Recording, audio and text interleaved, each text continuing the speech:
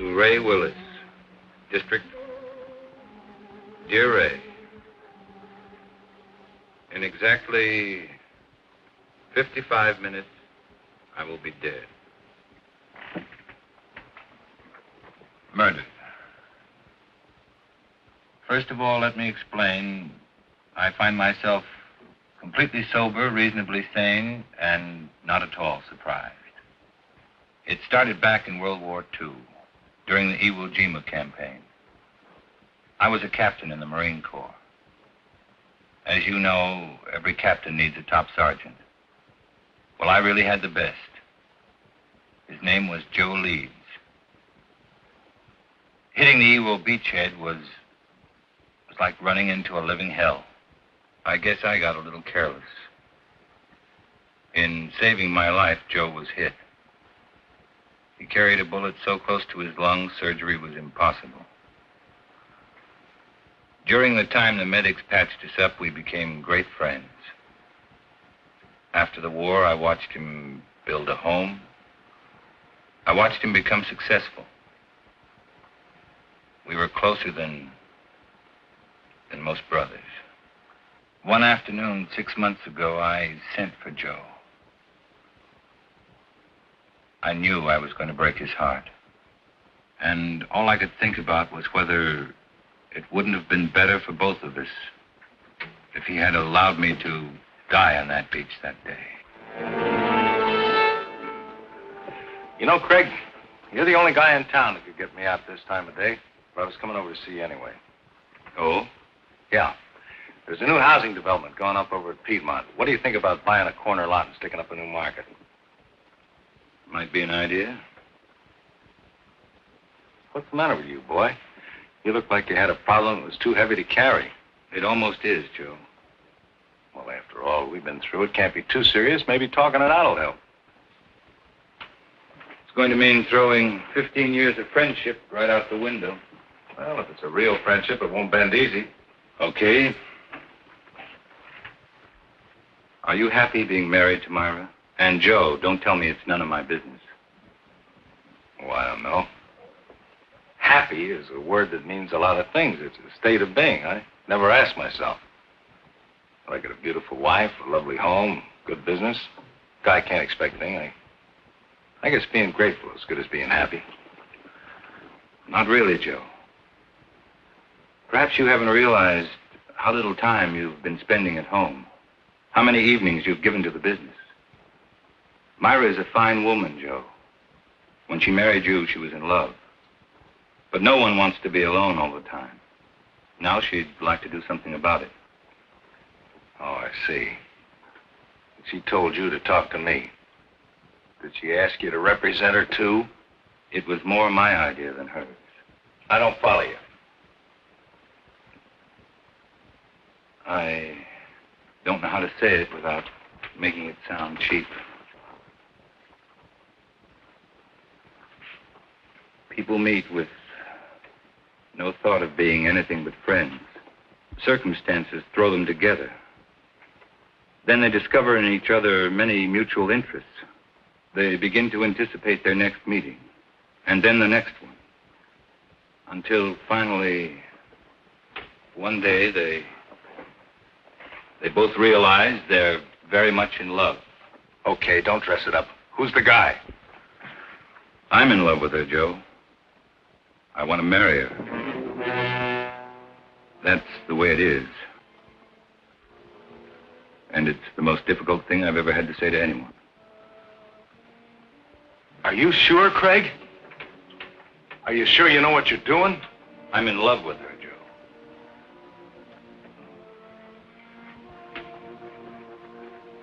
Well, what do you want me to do? I'd like Myra to go away, get a divorce. You know, Craig, I've always had a lot of respect and admiration for you. Leveling with me like this has taken a lot of guts. Like I said, a real friendship doesn't bend easy.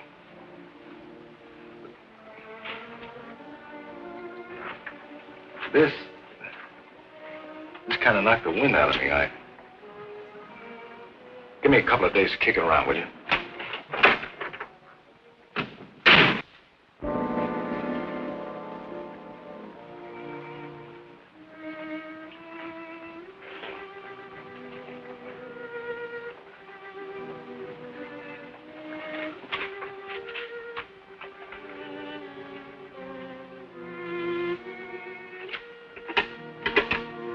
Yes, Mr. Carlson?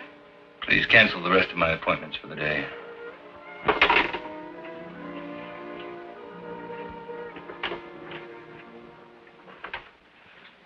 Tired, darling. Did you have a rough day in court? I had the roughest day of my life, Myra. What was it, Craig?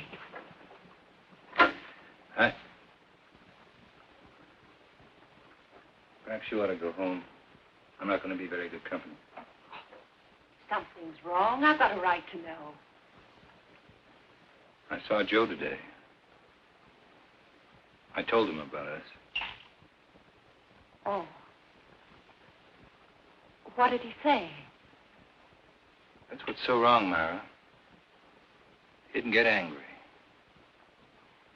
He just said give him a couple of days to think it over.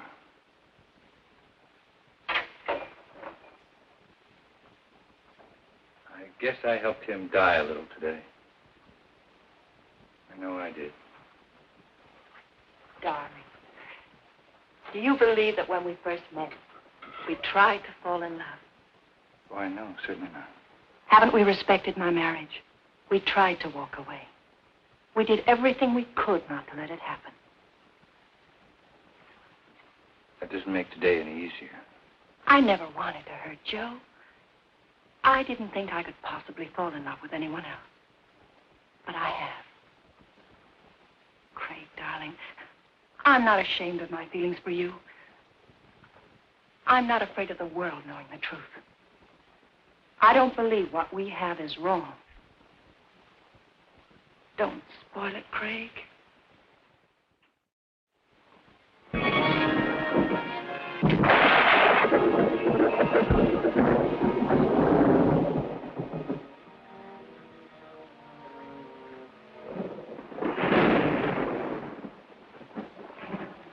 I just dropped by to tell you missed a swell wedding, Joe. Faye was a real pretty bride. Funny thing, you were there the night she was born. I kind of hoped you'd be there tonight when I gave her away. Oh, I had a million things to do, Lou. I hope the kids will be happy. Oh, they're a cinch. Never saw two people better suited for each other. Tops even Mom and me. I know, but sometimes even the best things have a way of going sour. Joe, what's wrong? What makes you think there's something wrong? You can't fool me. Just the other day when I was in here with the beef about the branch store, you hardly even listened to me. You looked like you were 1,000 miles away. Ever since then, you've been moping around like something was bothering you bad. You know, Lou, doing the right thing isn't the easiest thing in the world. You gotta look deep inside of you. Be real honest with yourself. Well, for the past few days, that's just what I've been doing. Looking down deep inside of me. Looking for the right answer, and I finally found it. Sounds like an important decision. It is. And a tough one, too. It'll probably change my whole life. Myra's, too. Something wrong between you and Myra? Well, I don't think anything could be worse. Joe, believe me, every married couple has their ups and downs. Even Mom and me have had some bad moments. But honest, if you just have patience, everything usually works out fine. Sometimes, Lou. Sometimes. Look, do me a favor. Will you mail us on your way home? Yeah, sure thing.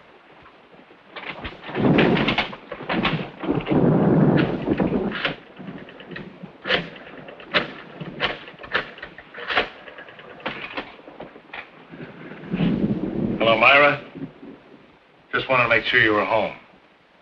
I'm going to be home early. I've been thinking about something I want to talk to you about. I'll be there in about 15 or 20 minutes. Just remember, Joe, everything usually works out. Quit living in a dream world, Lou.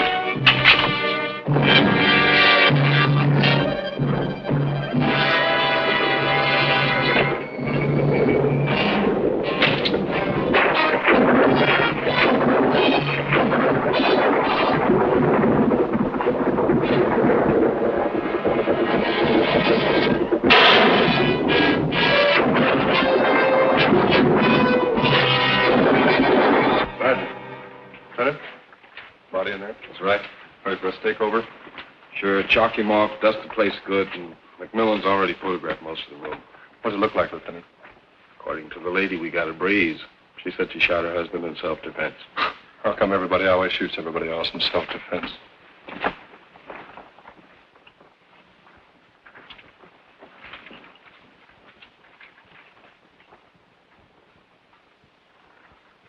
Now, Mrs. Leeds, I think we got everything pretty well straightened out. Would you mind going over that first part for me just once more? Well, I was sitting in bed reading when Joe came in. He was wet. He looked furious. I couldn't imagine what was wrong. He just walked over and pulled me out of bed as if he was drunk or crazy or something. Threw me against the dresser. Said he was going to kill me. He started for me again. Then I opened the drawer and took out the gun and shot him. He just stood there and looked at me.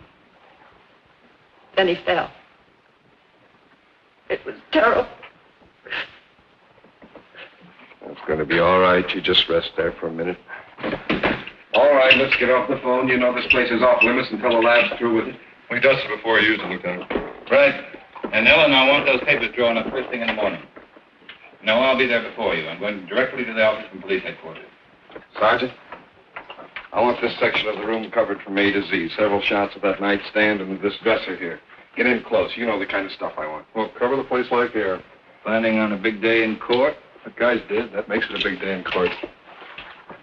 Any reason to doubt it was self-defense? Enough to hold her on suspicion of murder. Then it's up to you legal eagles to pick her apart. Oh, incidentally, if you want to talk to your client, have at it, because I'm taking her downtown in about 2 minutes.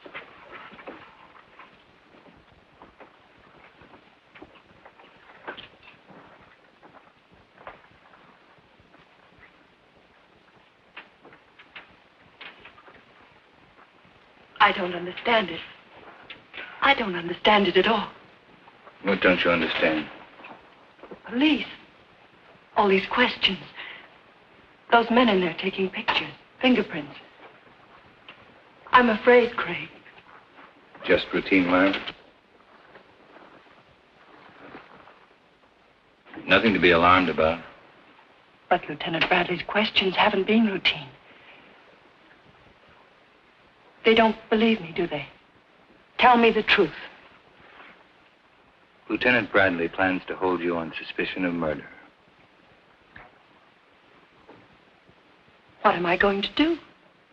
How can I make them believe me? That'll be my job, darling. Why did he try to kill me? Why couldn't he understand? Myra, I loved Joe as much as anyone could. And I thought I knew him. But Joe's actions weren't caused by sudden anger. He had several days to think about what he was going to do. Had he been successful, it would have been premeditated murder. I'm afraid, Craig. Don't be. I know it's going to be difficult for you. Just remember,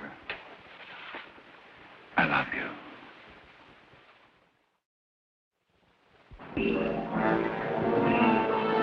Of course I meant it. I still mean it. Moonlight was invented just for you. City desk. Ray, here's your lead line. District attorney asks for Myra Leeds' life. He says he'll prove she killed Joe Leeds in cold blood. I think we get a new twist to this story if we quoted Carlson. It claims it was an attack of violence, carefully staged and executed. I tell you, no other woman could interest me anymore. Yeah, it's going to be a beaut. This gal's good copy. If Willis was bucking anybody besides Carlson, I think this Leeds woman wouldn't have a prayer. Court's back in session. I'll call rewrite in time for the 3-star edition. Right.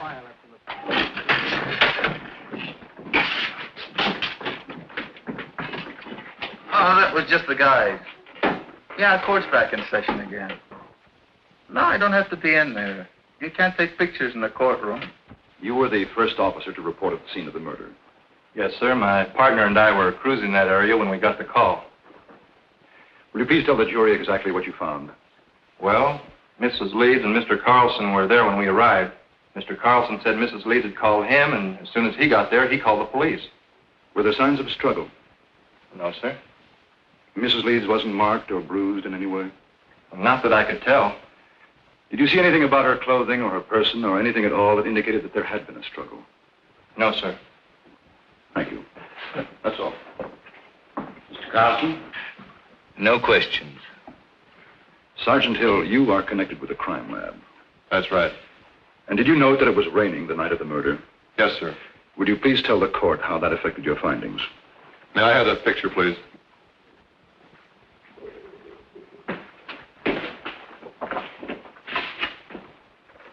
This dark spot was one of the first things we checked out. Its water probably came from Joe Lee's clothing. From the way we can piece it together, he stood right there and didn't make a move until he fell from the shot. In other words, your deduction is that there could not have been a struggle. I object. This question calls for a conclusion of the witness. Sustained.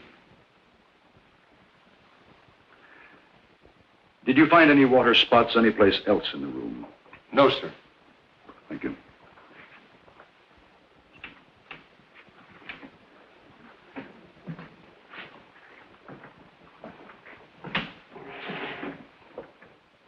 Sergeant Hill, what makes you so certain Joe Leeds did not move closer to Mrs. Leeds than the area of the water stain? To wet a wool rug through that way would require quite a concentration of water. That means the victim would have to stand a spell. But Mrs. Leeds said that he came right in and over to her. Just answer the question, Sergeant. The prosecuting attorney is well able to argue his case. Sorry. What about some of the other people in that room? They could have dripped water on that rug, could they not? We checked that out.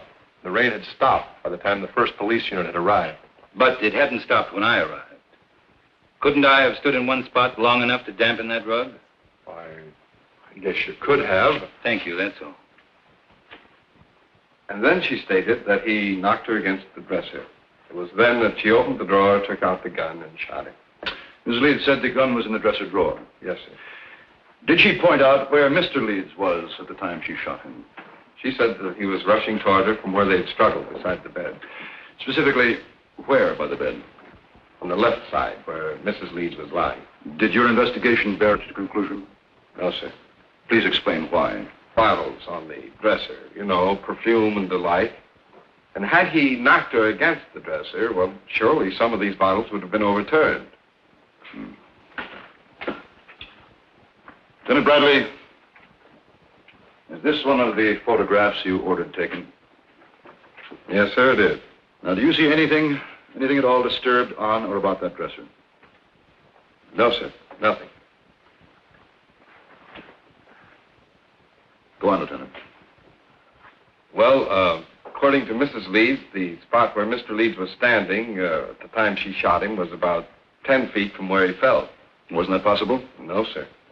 According to the coroner's report, the victim was shot through the heart and died instantly. In other words, Joe Leeds would have had to walk 10 feet after he was dead. That's about it, sir. You witness?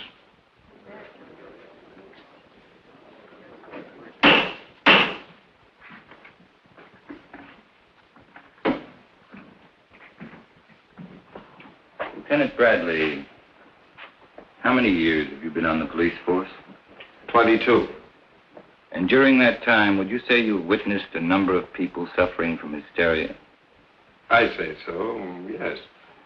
And what would you say were the first signs of hysteria?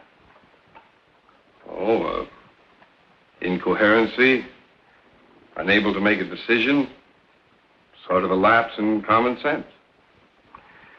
And would you say it was likely for a woman who had just killed a man to be suffering from hysteria? Why, yes.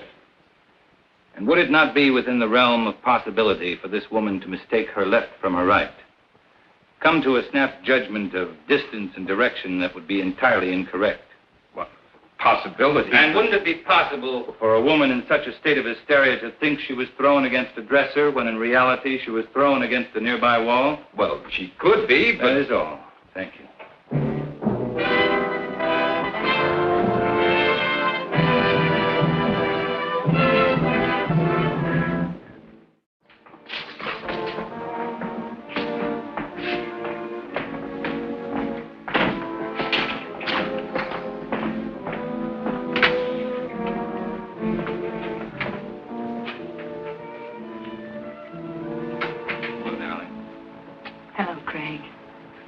You know you've had a pretty social day. 3 visitors. One was from a newspaper.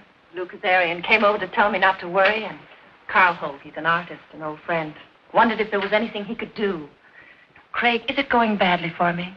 There's nothing new to worry about, so don't try to find something. Will it ever be over? Darling, I know it's been a difficult 2 weeks for you. But tomorrow should see the end of the testimony. How does it look? Willis operates like a field marshal.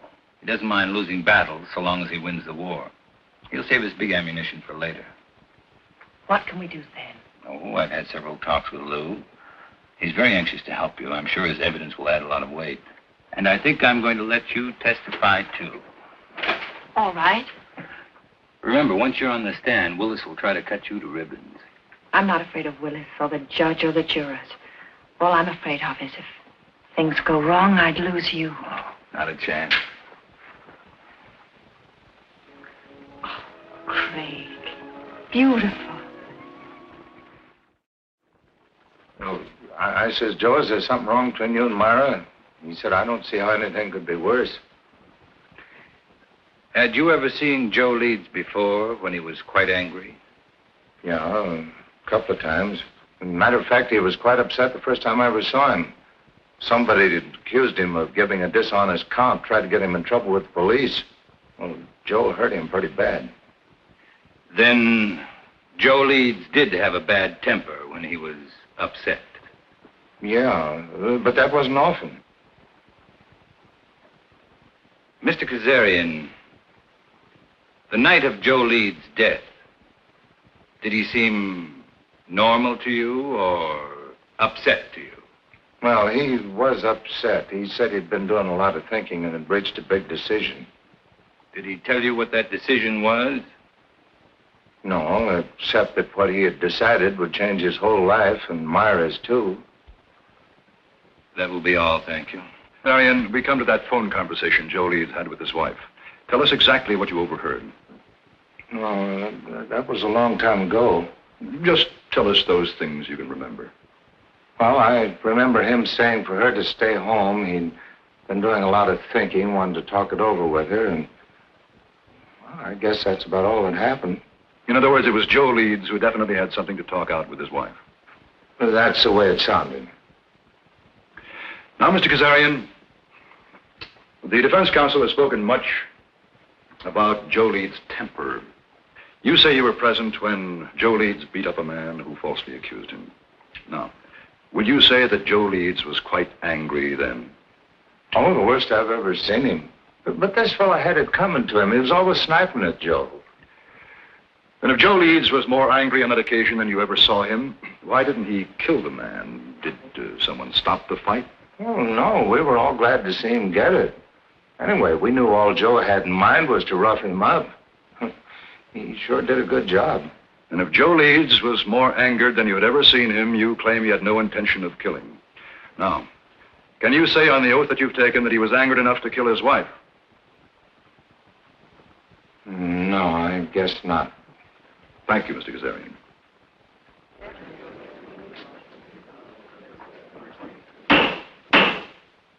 And do you recall any instance, Mrs. Leeds, where your husband displayed a violent temper? Yes. There was the time just before we were married. Joe had an argument with one of his employees. The two men fought. Joe beat him so brutally, the other man had to spend the next 2 months in the hospital. And were there times after your marriage when your husband showed a tendency toward violence? Several. Whenever anything annoyed him, edgy. If someone said something that displeased him, he flew into a temper. We argued often because of this. Then that night when he came home, wet, blind with fury, you had good reason to think he would kill you. You had good reason to think that Joe Leeds was a man of violence. That is what you believed, is it not, Mrs. Leeds? Yes. Do you think any other woman would have reacted as you did? I know they would. No one wants to kill, but no one wants to be killed either. You witness.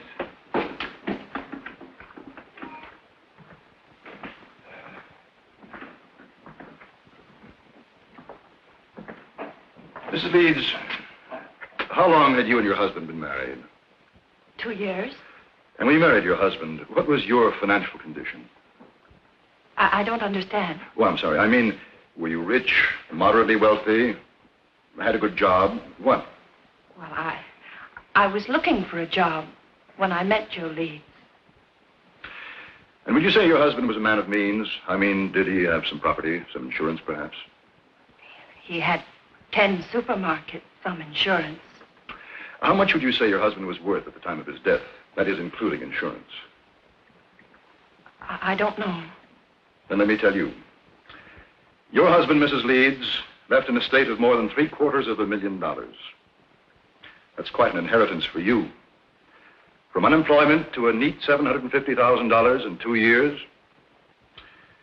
Wouldn't you say that was a very lucrative 2 years' work, Mrs. Leeds?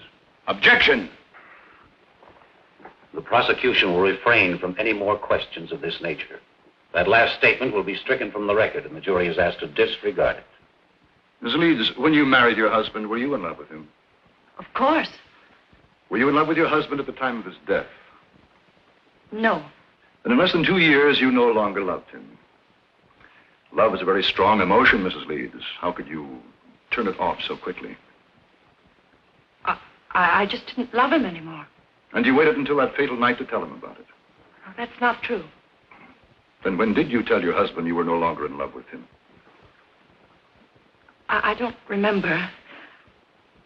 Did you ask your husband for a divorce? Yes. And what was Mr. Leeds' answer? He just said he wanted to think about it. In other words, Mrs. Leeds, when you suddenly told your husband you wanted a divorce, instead of becoming angry, he answered he wanted to think about it. Now, is that correct? Yes. And yet you ask this court to believe that Mr. Leeds returned home on that fatal evening, and without so much as a single word, tried to kill you? Yes. Then tell us, Mrs. Leeds, how do you explain the fact that when you first, shall we say, shocked your husband by asking him for a divorce, he did nothing? I don't know. I don't know. That will be all, Mrs. Leeds.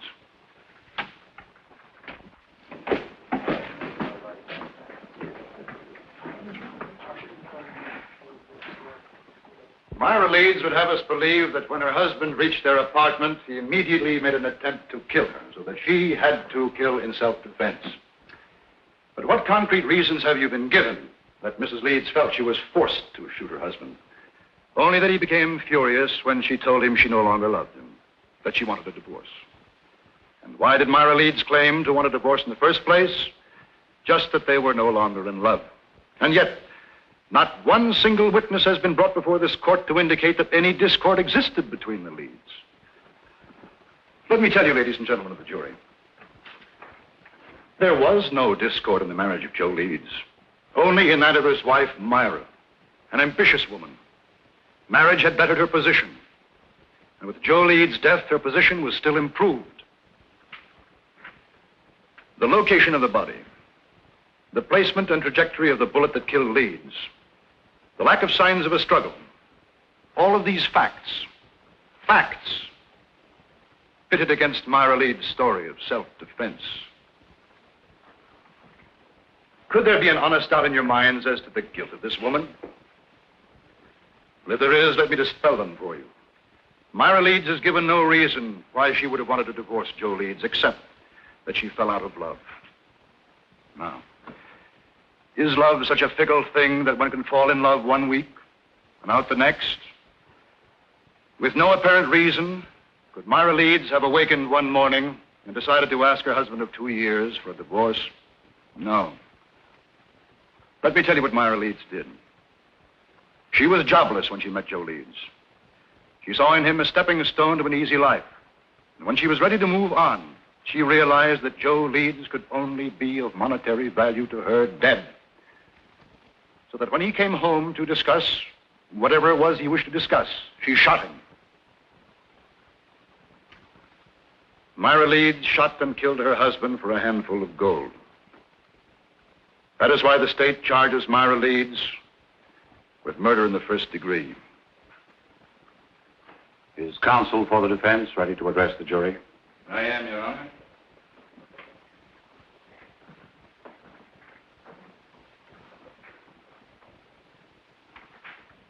This has been a long and grueling trial, not only for the defendant, but for the rest of us as well. You have heard arguments and counter-arguments, fact and counterfact, theory and counter-theory. And for the past hour and 15 minutes, you've heard the prosecution parade before you every piece of circumstantial evidence, innuendo, and plain conjecture that he could muster. Conjecture that would bolster his claim that Myra Leeds is guilty of murdering her husband. With all of this conjecture, the end result has been this. The state claims Myra Leeds killed Joe Leeds because her story about the moments of violence she was faced with differed from that of the police. And because she could give no clear reason why she suddenly would want to divorce her husband. If Myra Leeds had a sound reason for suddenly desiring a divorce, a reason that would measurably add to her happiness, even the prosecution knows it would have no case. Well, Myra Leeds did have a reason for asking Joe Leeds for a divorce. Myra Leeds was in love with another man.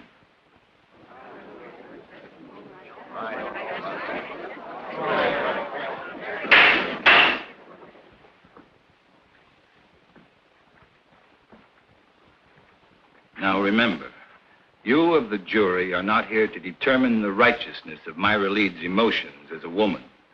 Only to determine if she shot her husband in an act of premeditation. It is not for you to decide whether or not Myra Leeds did the right thing in falling in love with another man. It is for you to decide if, in telling her husband about the man she loved, she aroused in him an anger so intense, he decided to kill her. So now you ask, who is this man? Bring him forward to confirm this story. Well, I knew Joe Leeds better than anyone. And I know the man his wife is in love with. I am that man.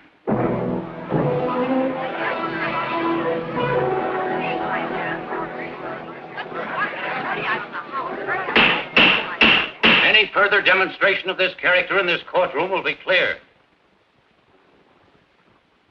Proceed. My falling in love with Myra Leeds was accidental. But my wanting to marry her was with strong intent. As was Joe Leeds' intent when he decided if he could no longer have his wife, no other man would either.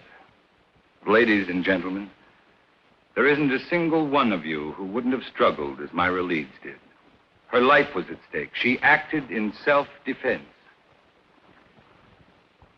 Now, that is the story. And that is the truth. To bring out the truth, your verdict must be not guilty. She beat it. Not guilty. The gallery cheered you fought Navy. Just made a touchdown. Carlson, cool as winter. Didn't move a muscle when the jury foreman sang out. There's no doubt about it. That guy's the biggest incentive murder's had since the Chinese invented gunpowder.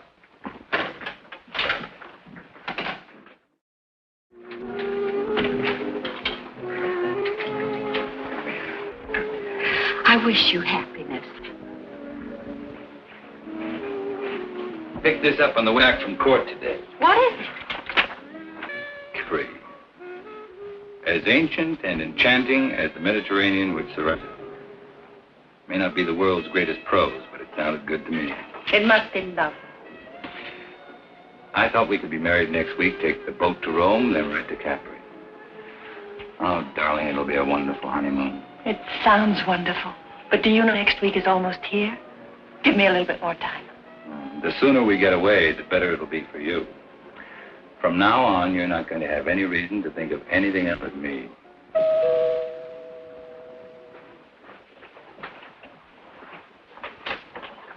Oh, well, hi, Lou. We'd about given you up. I'm sorry I'm late, but Mom wasn't feeling well, and last minute she decided to stay home. Oh, that's too bad. Well, let me hang up your coat. No, thanks. And Myra, I'm awfully glad everything turned out okay. Thank you, Lou. Hey, this is supposed to be a happy occasion. Could I talk to you alone for a minute, Greg? Something wrong? It's about Joe. Sure, let's go into the den. Hiya, Will. How are you, Lou? Hello, Henry. Good to see you, Lou.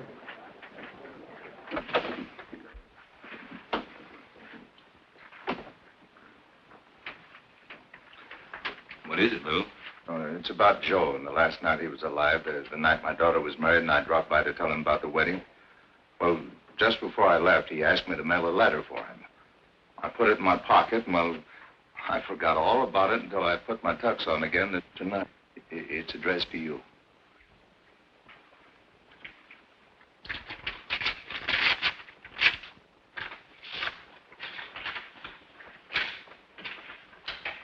Dear Craig. Well, like I promised, I've been doing a lot of thinking. I've been trying to figure out the best way for all of us.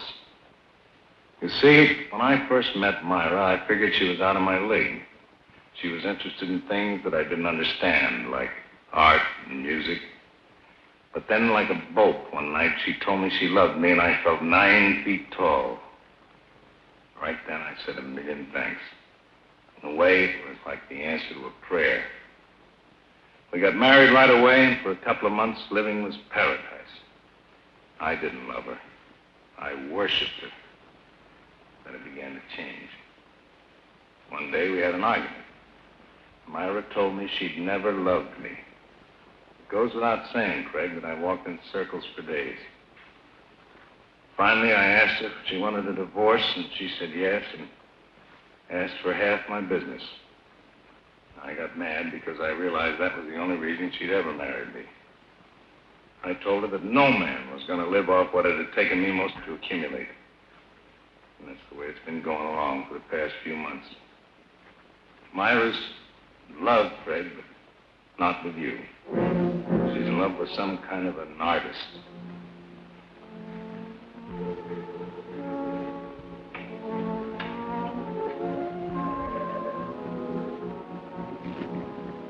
I can't figure out what she's doing with you, but I know she must have some kind of a plan.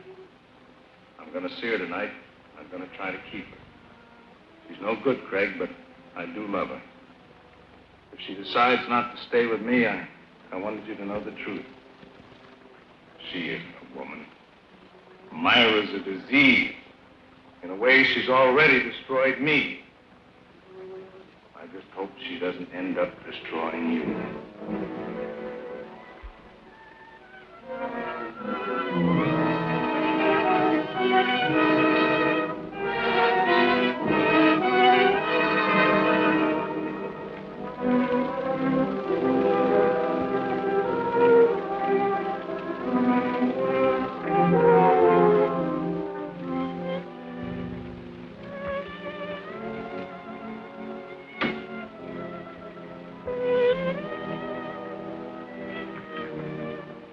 Did I cause trouble by forgetting about the letter?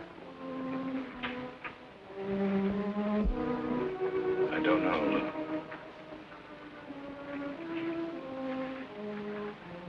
I don't know. Give me a couple of days to kick around with you. I never wanted to hurt Joe. I didn't think I could possibly fall in love with anyone else. But I have. Why did he try to kill me? Why couldn't he understand? I'm not afraid of Willis or the judge or the jurors. All I'm afraid of is if things go wrong, I'd lose you. Myra Leeds shot and killed her husband for a handful of gold. That is why the state charges Myra Leeds with murder in the first degree. Carl Holt, he's an artist, an old friend. Wondered if there was anything he could do.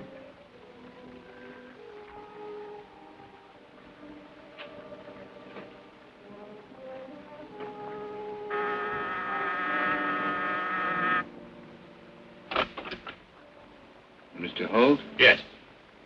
My name's... I know. Craig Carlson. Won't you come in?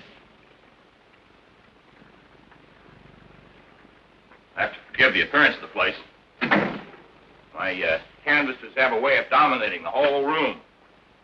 Not bad canvases either. I'm a great friend. Because of Myra's acquittal? No. Goes back way before that. You see, this is a pretty strange neighborhood. You know what they call it? Cloud 9. I guess that's because a lot of men who are just getting started live around here. Have a lot of dreams, a lot of idols, you know. Now, you take the fellow who lives just 2 doors down. He just got out of law school. He thinks you walk right down out of the sun. Take some of the cases that you've turned down. According to Charlie, if you didn't care who you got acquitted, you could be living like a Maharaja. No, he must be just out of law school. Oh, he's got a lot of other legal idols, too. But for me, you're my favorite. Ever since you took Myra's case. You've known Myra a long time. Since we were freshmen in college. I was a music major, and I was knee-deep in art. Did you ever hear Myra play? Yes. Plays like an angel. Of course, in my book, Myra is an angel. And then I guess she's told you how I feel about her. No, she hasn't. Well, it's nothing earth-shattering for anybody except us. I happen to be very much in love with her. We're going to be married. When was that decided? 2 years after we left college. A strange engagement? The marriage in between? Well, that was Myra's one big mistake. We both knew that shortly after she married that fella. You don't mind if I work while we talk, do you? I want to make the most of the sunlight. Go right ahead. You say Myra knew she made a mistake when she married Joe Leeds? People chase different rainbows, Mr. Carlson. For Myra, it was money. I didn't have any. My prospects were terrible. Terrible. Well, we had a scrap on that subject, and then she met this Leeds fellow, and you know the rest of the story. No, not the point about her knowing she made a mistake. Well, that was when we met at that exhibit that afternoon. Powder was still dry. At this juncture, I'd like to make a point of honor, Mr. Carlson. I refused to see Myra again after that afternoon. Until she was free. She felt the same way about it. Quite an impasse, wasn't it? We didn't think so. I was going to ask Leeds for a divorce. I guess he went sort of crazy. That awful night was the capper. You know, Holt, you've got a lot working against you. In spite of that, I still may get to like you. Well, I want you to, but what have I got working against me? Myra's trial? Why didn't you offer to help? I did. That day I visited Myra. She didn't want me to come to see her again, though, or even say I knew her. Funny, I couldn't quite figure that out. I guess it was because she was afraid our being in love would sway the jury against her since she was a married woman. Funny, it was the very approach that freed her. That's what makes a lawyer a lawyer. You're just plain smart. Not always. Well, now, I watched that trial every single day, and you never drew a miss. By the way, I would like a crack at improving your impression of me. Got any ideas? Oh, my first hunch was right. I do like you. Well, let's be really classical about this friendship then and toast it in sherry. Cling the glass in the fireplace. I'm sorry, but I've got to go. Oh, too bad. But as far as the toast is concerned, it's just as well. I haven't got any fireplace. I will see you again, though, won't I? Certainly will. You know, that last day of the trial, when you said you were the man in Myra's life, I didn't think so kindly of you then. I'm glad Myra straightened me out on it. Oh? What did she say? Well, that it was a piece of courtroom strategy. Well, it sure was a beaut. That was the best piece of dramatics I've ever seen. Guess Myra and I really owe you an awful lot for going out on a limb like that. Well, goodbye, Mr. Holt. Goodbye, Mr. Carlson.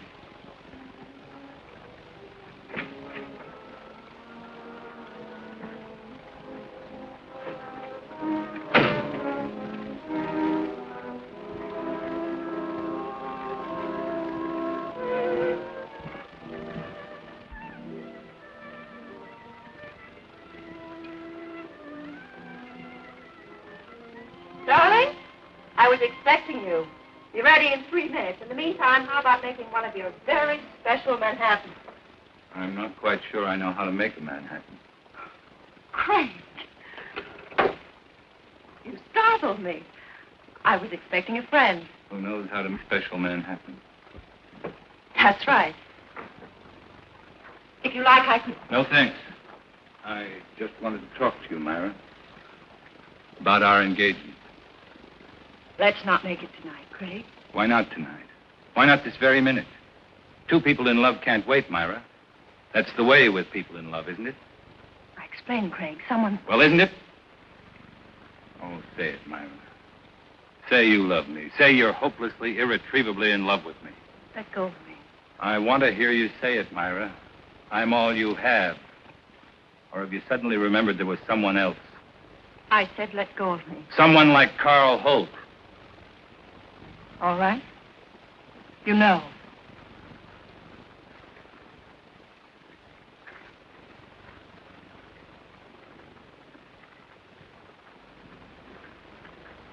I met him today. He seems very much in love. Two men in love with you. Awkward arrangement, Myra. Craig, what happened to us? It was a mistake. I don't think so. In fact, I don't think you ever made a mistake before in your life. I don't want to see him, Craig. Neither do I. Just the truth. The truth is I am in love with Carl Holt. And I'm going to marry him. And you were in love with Carl Holt, and you were going to marry him the day I met you. I don't want to talk about it. Then let's have someone talk about it for us. I received this letter yesterday. It's from Joe. What kind of a trick is this? Sit down, Myra. Sit down.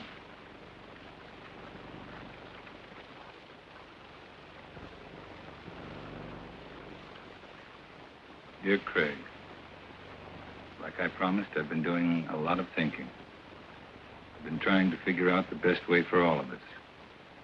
You see, when I first met Myra, I figured she was out of my league. She was interested in things I didn't understand, like art and music. Myra's in love, Craig, but not with you. She's in love with some kind of an artist. I can't figure out what she's doing to you, but I know she must have some kind of a plan. I'm going to see her tonight, and I'm going to try and keep her. She's no good, Craig, but I do love her. And if she decides not to stay with me, I wanted you to know the truth. She isn't a woman. Myra's a disease. The way she's already destroyed me, I just hope she doesn't end up destroying you. Joe. I don't believe Joe wrote that letter. You should be able to recognize his writing.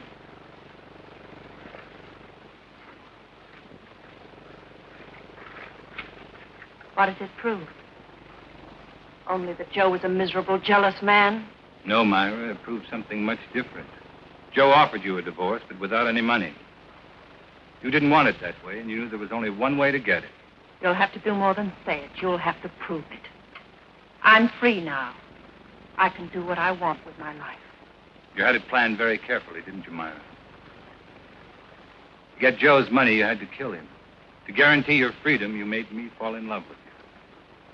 I wonder if Carl Holt would want a murderess for a wife. I was tried and acquitted. Your brilliant defense freed me. No one can hurt me anymore. Not even you. This time you're wrong, Myra. Very wrong. What do you mean, this time? You're going to commit another murder. Don't be ridiculous. Yes, you are. You're going to murder me. You're insane.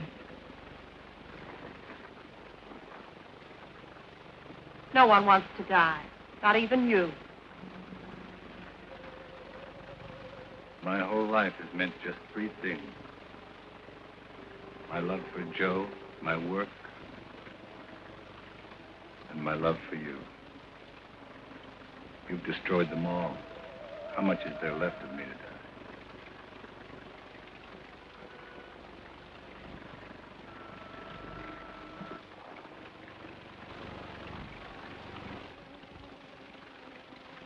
So there it was, Ray. An ugly little package. Myra had killed Joe Leeds, and I was an accessory. Joe Leeds was dead, but Myra had to pay, just as I'm going to pay.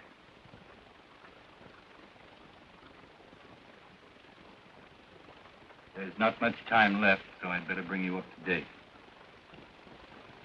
I had made plans to give up my practice. I was spending every available moment keeping Myra constantly aware that sooner or later, I'd prove to Carl Holt she was a murderess. Then I learned that Myra and Carl were planning to leave for Europe.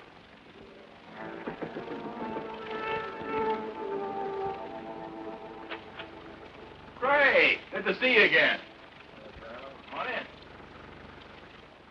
Say, we were just about to have a drink. Want to join us? Oh, no, thanks. Well, what a pleasant surprise. Are you sure you're surprised, Craig? What do you mean by that? Oh, just a private little joke. Myra is certain attorneys know what people are going to do before they do it. In some cases, I'd say she was right. Enough talk about lawyers. I've got news for you. Oh? Should we tell them, honey? No, I don't think you'd be interested. Of course I'd be interested. We're going to get married. No. Surprised again, Craig? We're sailing for Paris on Friday. We're going to be married as soon as we get there, and it was all Myra's idea. She wants to live there. In a way, I'm sorry. Sorry. What?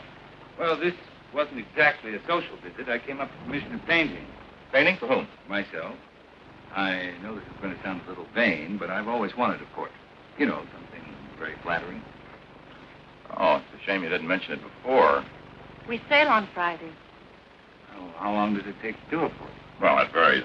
I usually like 2-3 weeks. Well, couldn't you put your trip off for that length of time? No. I like your work, Carl. I'd be willing to pay as much as $2,500. Hey, I'm not Whistler, you know. What about it? $2,500 for those 2 weeks. We don't need the money. We have plenty. Now, hold on, honey. I mean, you have plenty. Well, you're my husband. What I have belongs to you. Well, I am afraid where money is concerned, I'm going to be a little old-fashioned. I'll do it. When can you make the sitting? What about tomorrow? That's fine. Between 3 and 5, that's when my light's best. Good, I'll be here. 2 weeks. Give us a chance to get very well acquainted. I'm looking forward to it. So am I. You know, Myra, seems as if your one weakness is in picking men with moral strength. Well, I'll see you tomorrow. Come on, Craig.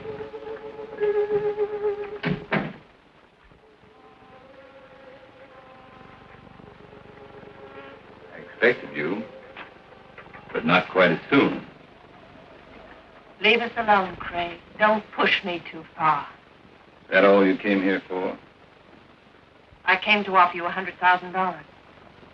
Will you take it? Let him go to Paris? No. 125. Not for all the money in the world. I need those 2 weeks. I need the time to finish what I've started. I promise you, Myra, you're not going to have Carl Holt or Joe Leeds' money. I never realized how much I could hate a man until now.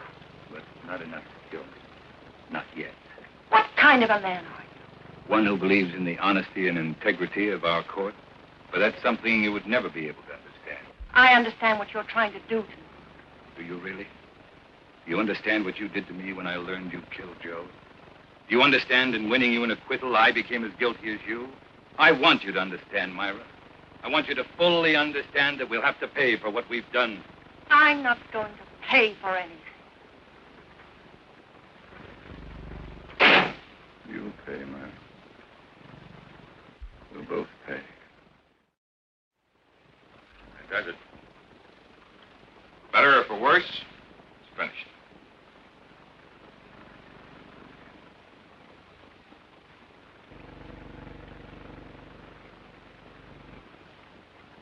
Excellent. Been a very patient subject. Oh, don't forget tonight. Pavilion room about 7. Craig? Few times you've seen Myra here. Notice how nervous and jumpy she seems. Trial was very taxing for her, and I guess she's anxious to get to Europe. Both natural reactions. I don't think you should have any worries about her. I guess not. Maybe your party will be just a prescription that'll snap her out of it. By the way, what are we celebrating? We'll find out in exactly 3 hours. Okay, man of mystery. I will not press you for an answer. I'll stay on tenterhooks. I'll see you at 7. Right.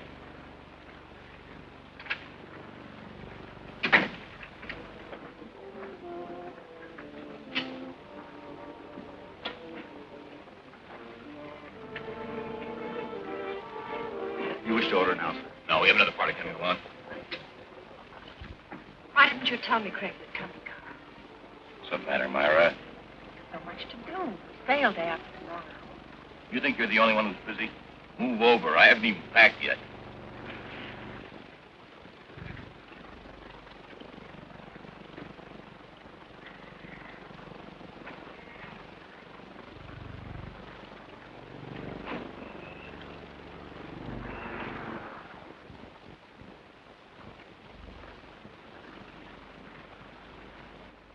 I tell you what, Carl, let's leave. Leave?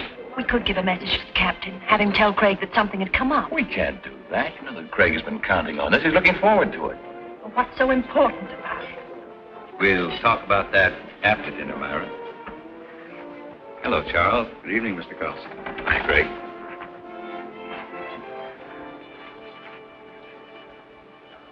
For dessert, may I suggest cherry jubilee? It's excellent. Oh, thank you. How about you, Myra? That'll be all, Charles. Well, Craig, that was a delicious dinner. French food couldn't be any better. Myra, do you enjoy your dinner? You told us you'd tell us what this was all about after dinner, Craig. Myra. Oh, it's all right. She's just anxious. What do you mean anxious? Trip to Paris, and she's about to become a bride. Craig, I want to know why you brought us here. All right.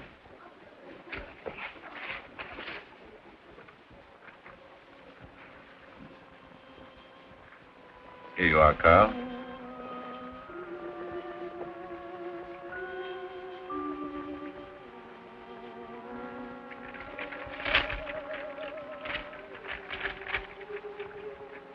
Craig, our deal was for $2,500. I thought I'd double it. That's my surprise.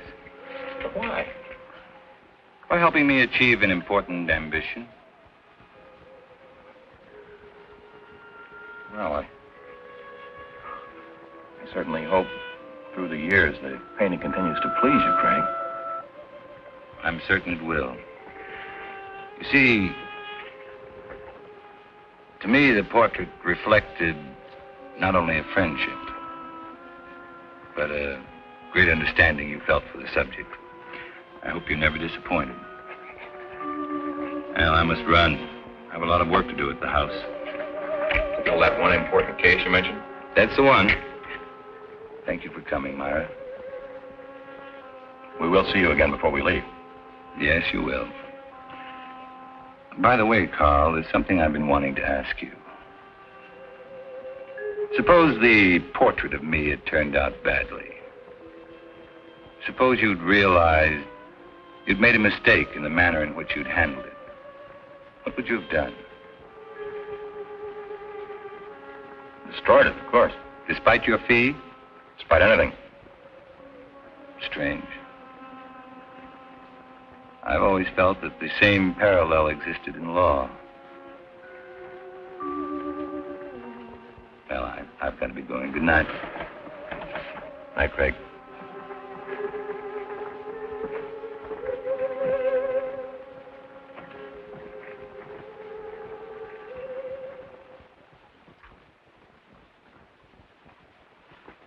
I can't tell you how good it's been having dinner here with you, Craig. Wish we could do it more often. Ray, there's something I want to ask you. Shoot. About the Myra Leeds trial. Oh, my.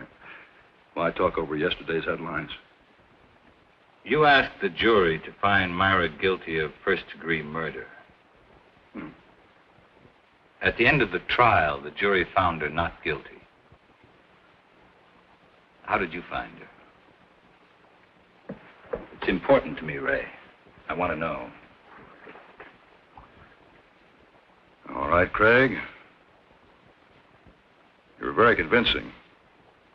I can understand you're swaying that jury, but you didn't sway me.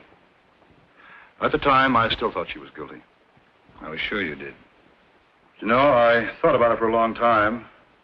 Now I know that the jury brought in the correct verdict. I've known you too many years, Craig. You never would have said what you did just for the dramatic effect. Another attorney might, but not you. No, I admit it. On the Myra Leeds case, I was way off base. Well, thank you, Ray. Now, there's something I'd like you to do for me. Hello, Mrs. Leeds. Mr. Carlson's expecting you. Thank you, Jenny. Mrs. Leeds? Mr. Willis? Myra, glad you could make it. It's getting late. I better leave. It's been a wonderful evening. Thanks for the talk, Ray. You've been very helpful. Miss Leeds?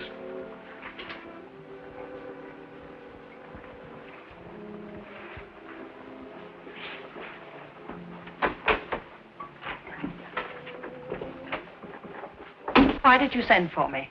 Why were you talking to the district attorney? We were talking about a case. Your case, Myra. This grotesque joke of yours has gone far enough. You still think this is a joke? You've got to stop it, Craig. Every time you talk to Carl, the other evening at dinner, I was terrified. What you're doing is inhuman. I can't stand much more of it. You're a murderess, Myra. Anything that happens to you won't be enough. Craig, the jury freed me. They found me innocent. All I want is to go away with Carl. Please understand, for the first time in my life, I want to live decently. You don't know the meaning of the word. At first, I thought Carl Holt was like you. But it wasn't long before I changed my mind. You fooled him, Myra. Just like you fooled me. He's too fine to be hurt by someone like you. I'm not going to let it happen. No matter what you tell him, he won't believe you. There's no way of proving that I killed Joe. You're just trying to frighten me with more threats. Understand me, Myra. I never once meant to threaten you. I made you a promise.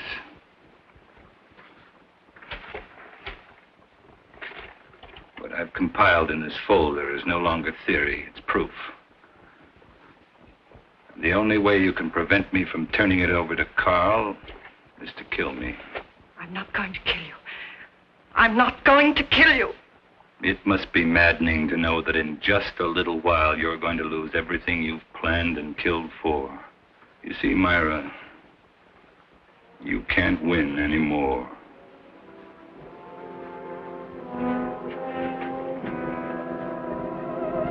It was not long before my telephone began to ring. I knew it would be Myra. She was desperate.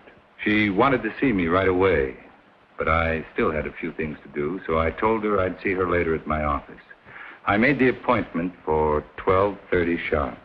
It was now only a matter of waiting. Time took care of the wait. So now the pattern's complete, and it's the same pattern Joe Leeds lived. But this time, Myra won't be acquitted. That's where you're concerned, Ray. Because this time, you're not going to have to guess whether or not Myra is guilty. You'll know. You're going to be a witness.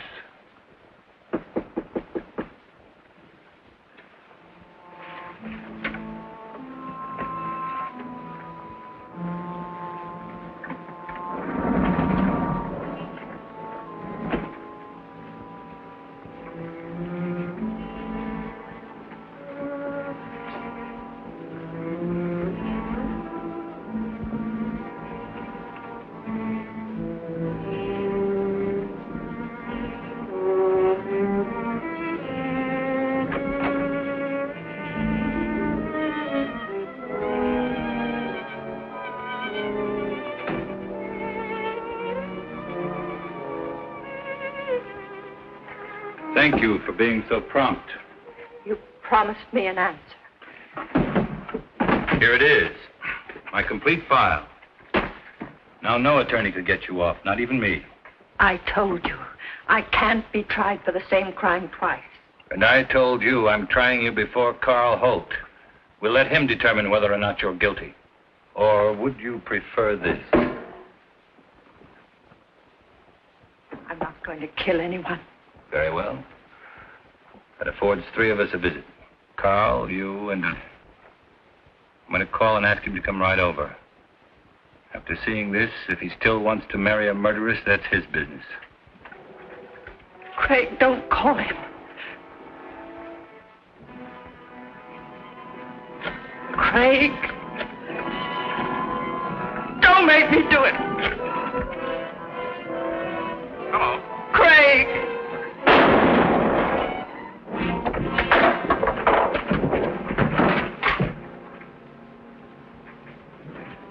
Hello. Hello.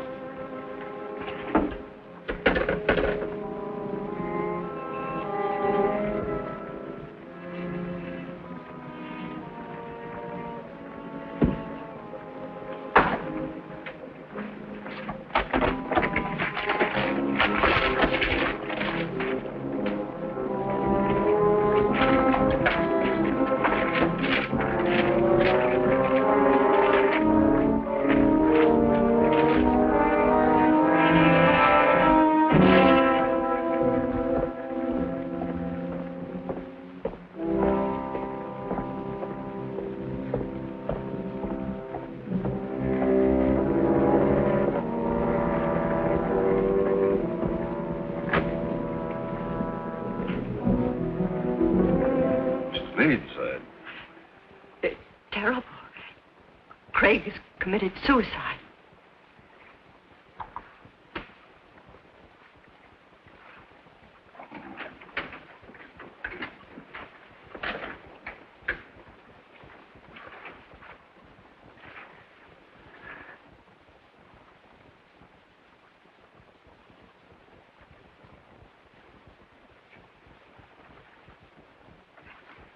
What are you doing here? He asked if I could meet him here at 12:30. Strange. He told me to be here at 12:40. Oh, no, I'd never expect Craig to do a thing like this.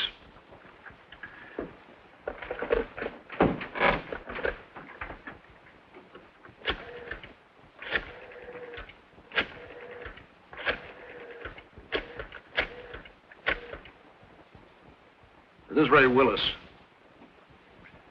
Man shot himself. Will you send someone over right away, please? Chambers building, room 2407. No. He's dead.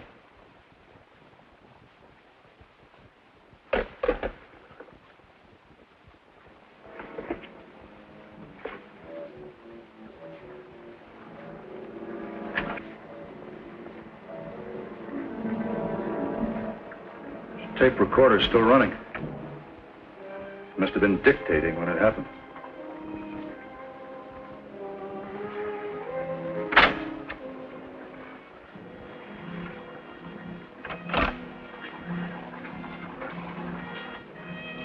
And it could be Craig's way of giving us an explanation.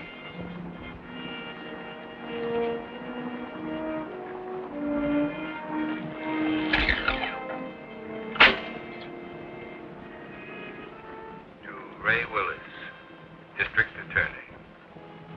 Dear Ray, Exactly 55 minutes, I will be dead. Murdered. First of all, let me explain.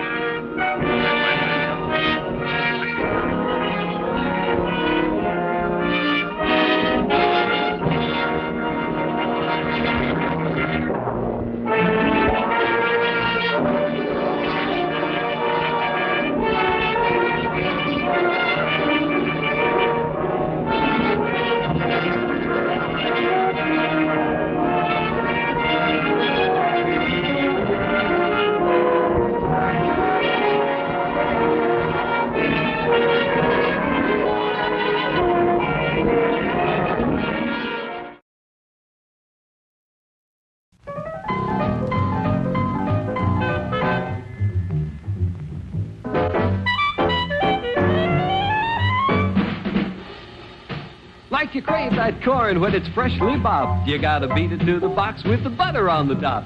Get with it, man. Start strolling down to the sweets that you're rolling, the best in town. Our candy's real gone, if I'm understood. To all you squares, that means the confection is positively delicious. Cork that stuff. Give me 5. Let me send you into this nutty jive.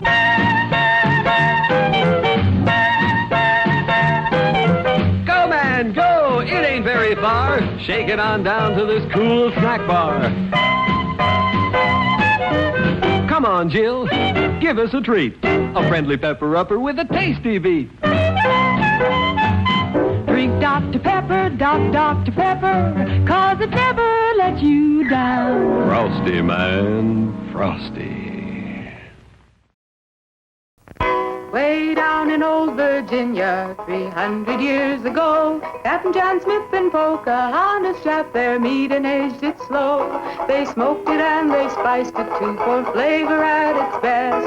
Genuine Smithville barbecue surpasses all the rest. Most great American traditions get better with the tellin', but James River's Smithfield barbecue gets better with the eatin'. At Smithfield, we still use the same famous recipe of herbs and spices.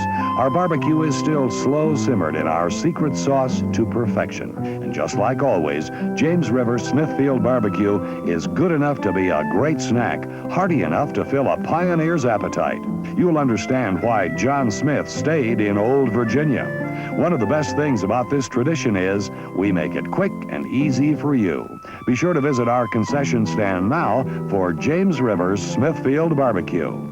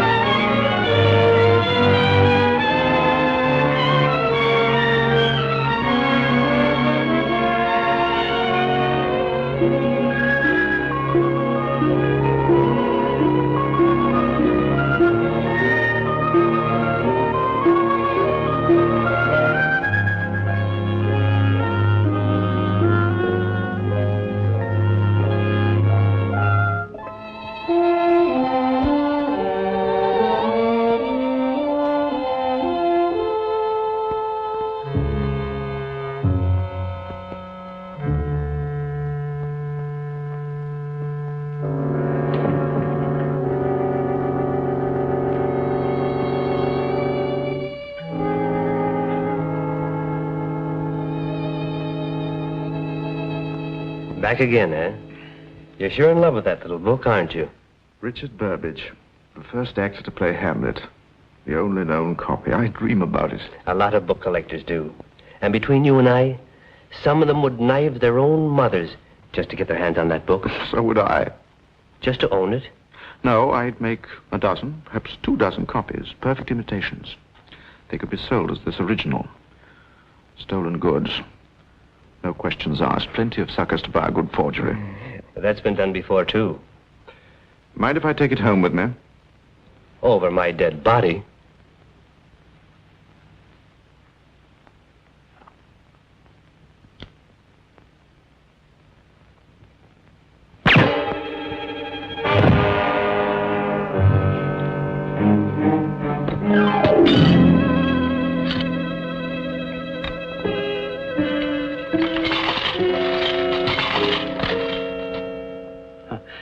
it is.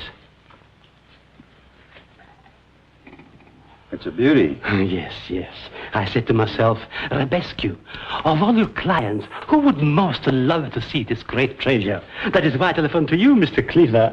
You've told me that half a dozen times already. How much longer are you boys going to be? Oh, just a second. I'm not so sure of this.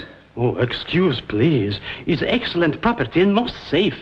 The police look for it 6 months now, but get nowhere. I know. Do you mind if I show this to someone who knows rare books? But yes, please do. I thought you were going to take me dancing. This is what I was telling you about. I've seen it twice already. It looks like a good buy. Rebescu showed it to me the other day. Now, books are not in my line. What do you think of it? It's genuine, all right. Good. That's all I need to know. Miss Blandy, the most best expert of old books. What does she say? You might have told me you already had her opinion. I am most careful.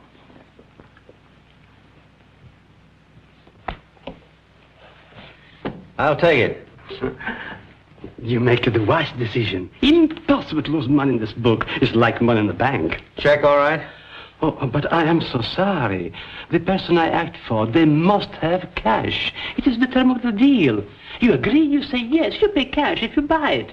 All right, you Romanian bandit. I came prepared. Oh, thank you. It's all there. Stolen goods? Aren't you taking quite a risk? No. Your opinion on this Hamlet eliminates all that. I'm stealing it at $20,000.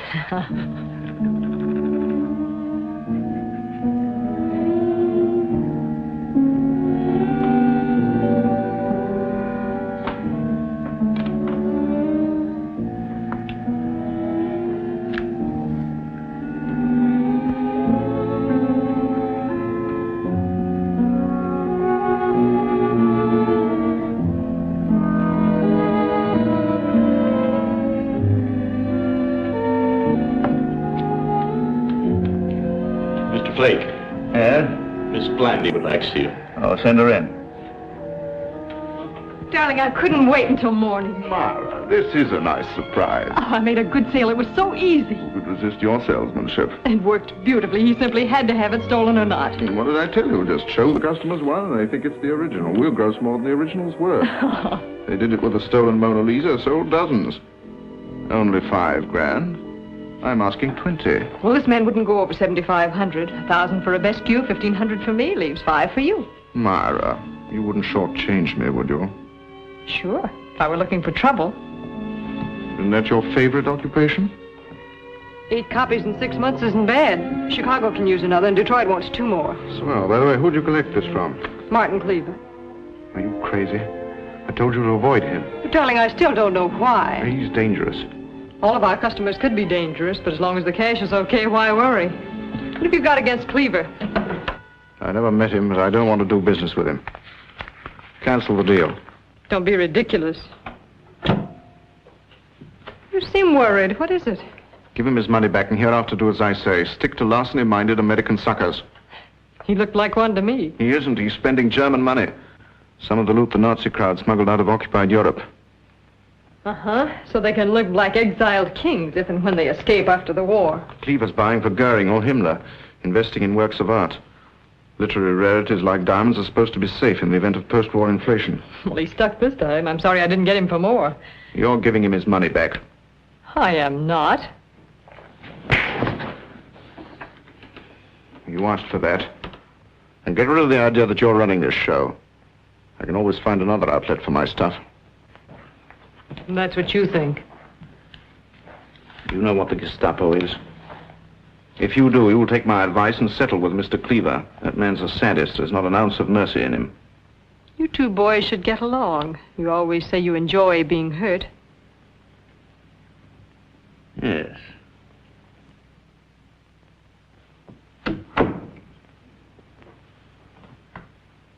A very clever imitation.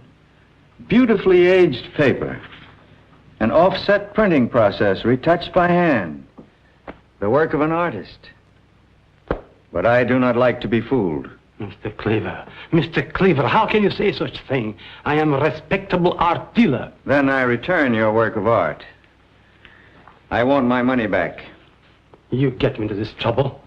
Believe me, Mr. Cleaver, I only act as agent for this woman. She says it's genuine, and I believe it. She pays commission. So I suspected. Where did you get this Hamlet? A man named Flegg? Forger of rare books? It looks like his work. I saw samples of it in Europe. I am a respectable man. I do not swindle people. And the man I represent does not like to be swindled. Who, Field Marshal Gehring? My client prefers to remain nameless. And I repeat, he will not submit to being swindled. You knew you were buying stolen property. But not a forgery. Your other customers may not complain, but I do. Oh, this is terrible. My reputation. If you think you're being swindled, why don't you call the police? Oh, I won't need their help. I'm sorry you feel this way. I can't make good the money. Then produce Mr. Flegg. I'll deal directly with him. He's a very difficult man to reach. I suggest you find a way, quickly. Now, as for you, Rebescu... No. No!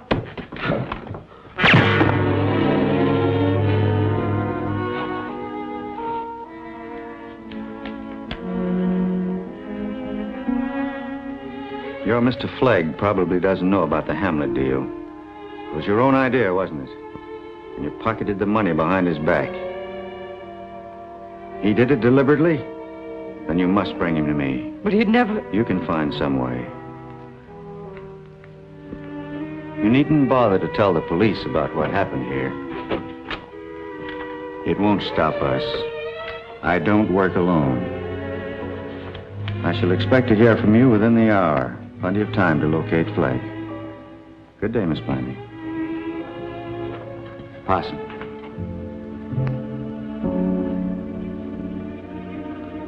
Follow her. I think she's safe. She'd do anything to save her own skin.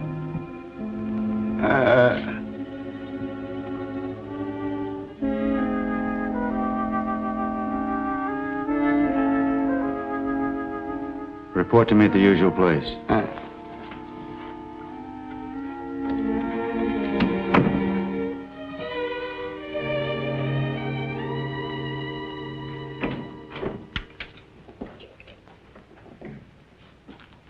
Wants you. He's been waiting for an hour.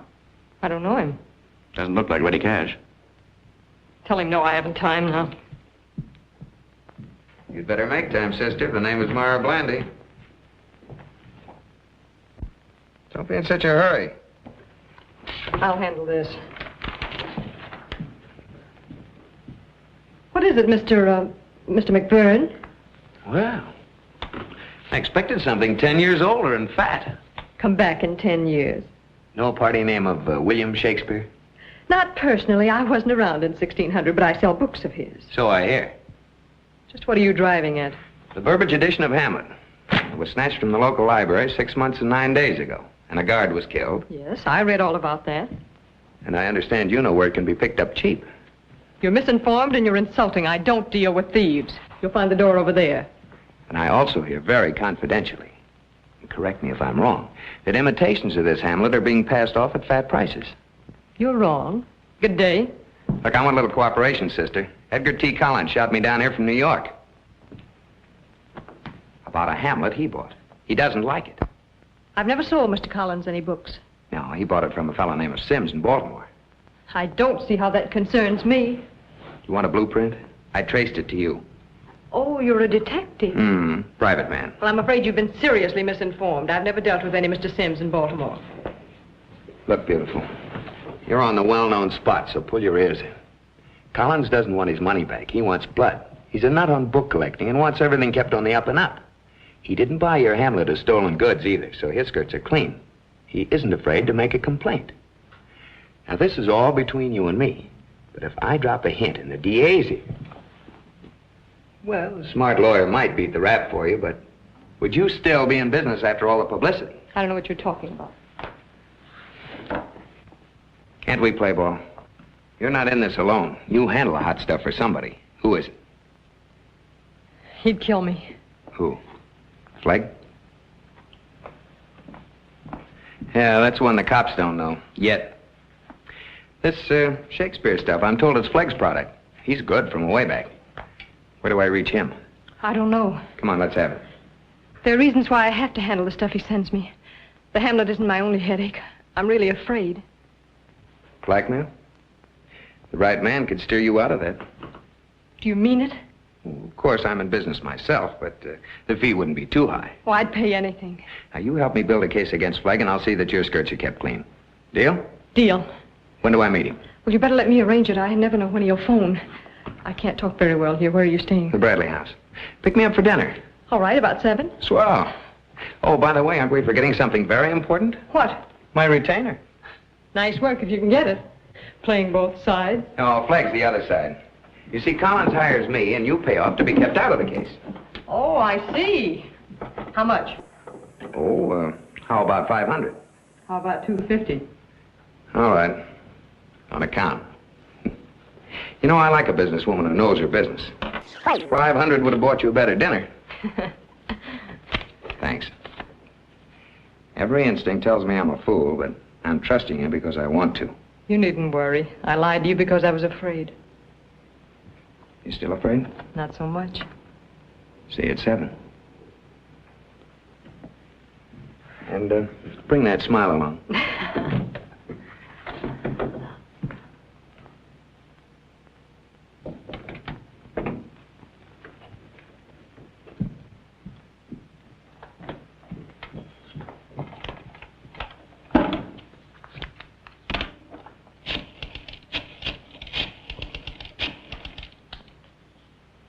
Hello, Mr. Cleaver. Myra Blandy.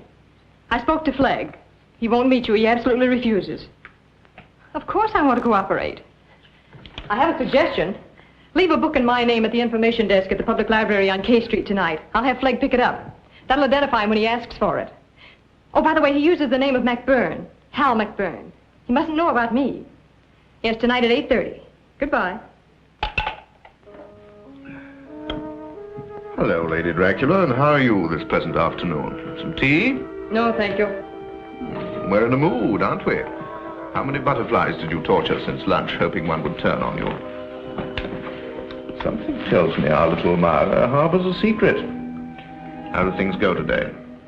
Nothing very exciting. Boston wired for some more of your penmanship.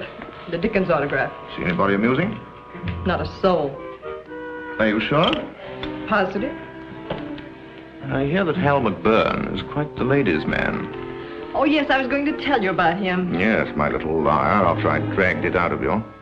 Who told you? The book world isn't very big. He was followed to your place, and if you weren't so stupid disobeying orders, he wouldn't be bothering you. Don't fret, I can handle McBurn. There's only one way to handle his kind. I'll handle it my way. Wait a minute, have you fallen for this cop? Jim! Another woman would have walked out on me for that, but you stay. Why? Because I'm a punishment in your life. Your conscience demands it. Oh, don't give me the old chestnut about our expecting punishment because we were taught to as kids. But we do. Your everlasting lying, your flirting with danger, is a secret desire to be caught off guard and hurt. Listen to Dr. Freud. Why do you think there's so many automobile accidents? Mere carelessness? No. The unconscious impulse to punish ourselves is sometimes so great it becomes self-destructive. When we should be alert and on guard, our enemy, conscience, the superego, betrays us to psychic justice. A healthy body plays sick, or we fear insanity, or we show poor judgment in a crisis and make a mistake that destroys us. And what did all this wisdom ever buy our amateur psychoanalyst?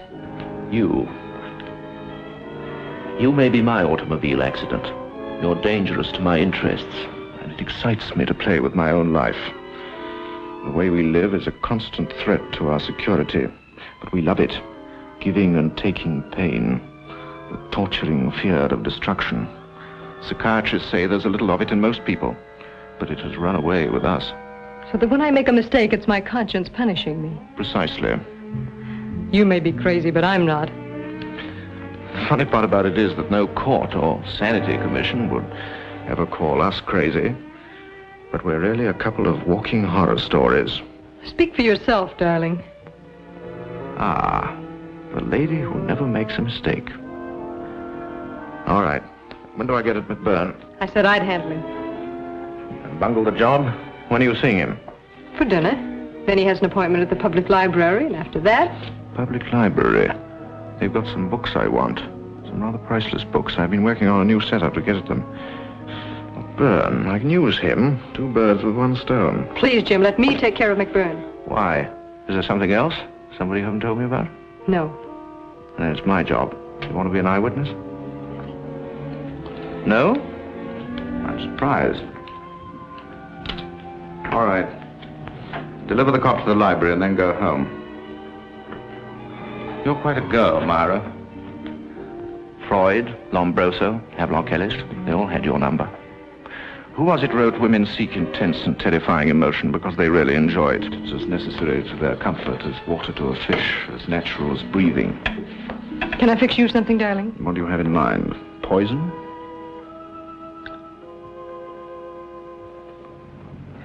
Best dinner I ever had. Must have been the company. Funny coincidence. I liked it, too. I knew we'd get along the minute I laid eyes on you. Let me know if I get fresh. I promise. Are you so good to all your clients? Service? That's the McBurn trademark. Oh, driver, will you please stop a minute at the public library on K Street? Okay. You know, I feel even better than I did a second ago. No gun. Had a case last month where a party packed a Derringer. Did she appreciate your service? Well, I don't know. She was 64. When are we going to talk about flag? You've been too busy telling me about the life and times of Mr. Hal McBurn. Well, I was trying to get up nerve enough to talk about you. Be original, don't say it. Huh? What?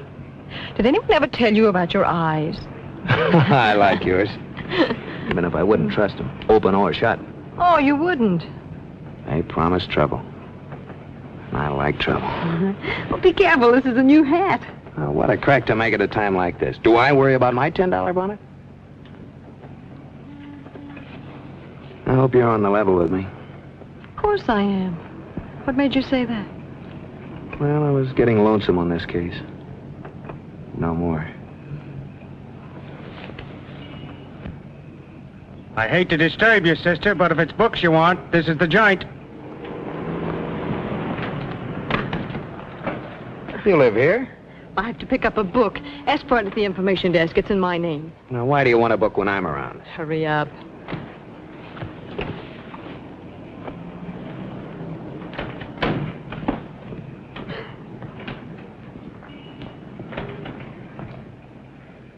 Women seek intense and terrifying emotion because they really enjoy it. Do you want to be an eyewitness? Closing time, 15 minutes. Closing time, 15 minutes.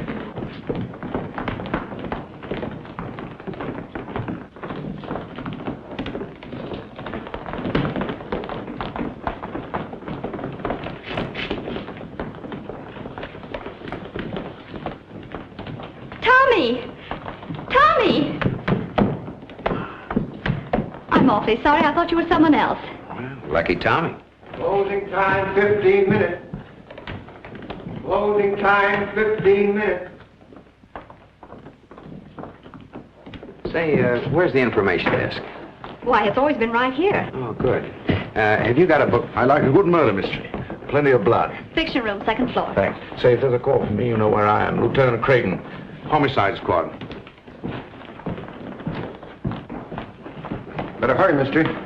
Closing time. Is that the way the cops in this town keep in trim? Reading books? A book never hurt anybody. Have you got one for Blandy? Myra Blandy. Is that your name? Do I look like her? Blandy, I'll see. Been in this racket long? About a year. Like it? Most of the time. Gee, how do you stand it quiet in here? I'm hardened to it. Oh, you ought to be in pictures, beautiful. And I'm not kidding. Here's your book. Oh, thanks. Say, do you suppose... Excuse me. Mr. McBurn? Yeah. I'd like to talk to you for a minute. Who are you? I have information regarding certain literary forgeries. I'll listen. Let's go in here, shall we?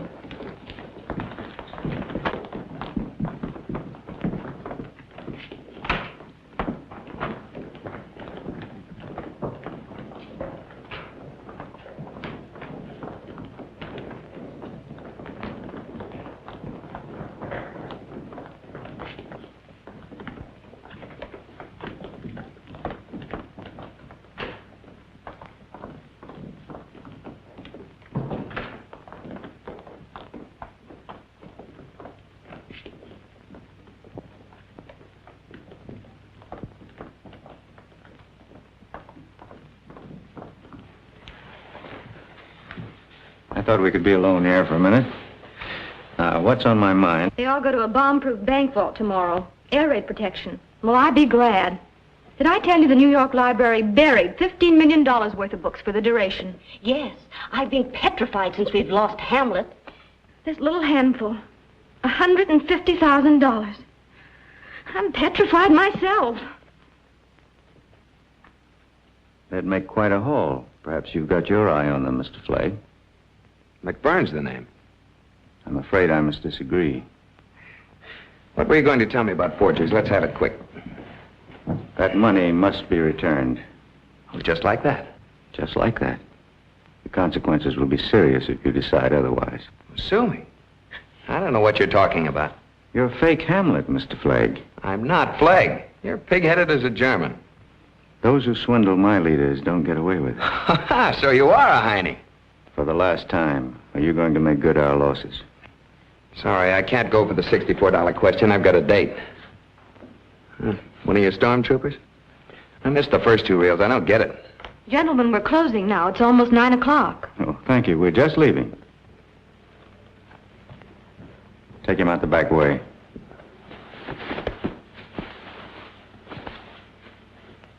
We know how to make you cooperate, Mr. Flagg.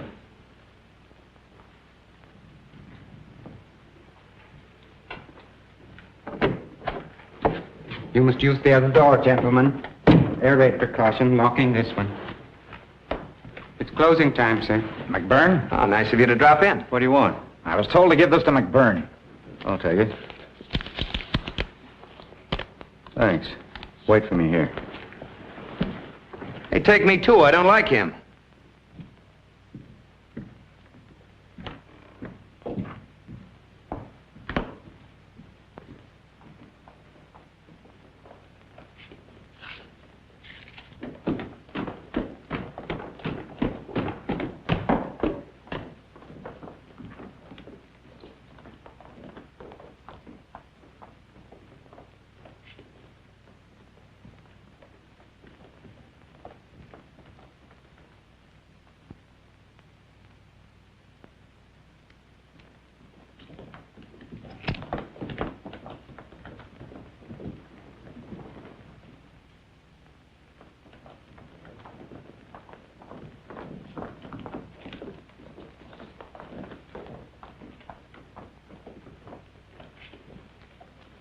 I'm sorry, but you can't go up there now. We're closed. Oh, no. I'll come back in the morning. You can spend the whole day up there, but not now. I'll have to turn out all the lights when I come back. How does it feel to work for Adolf? Think you're Superman? I'm in a hurry, please. I want to cook a wolf. You can have him. Oh, no. It's the name of a cookbook. It's the Cook of the Wolf, or How to Cook of the Wolf. If I know the name of what the for, I gotta ask you. Try the reading room. Always I get the round the runs, the run around to go here or go there. You'd think I was a taxpayer. You can't do business with Hitler. Only a crook or a fool would want to. There is something we can do with him. Yeah? Yeah.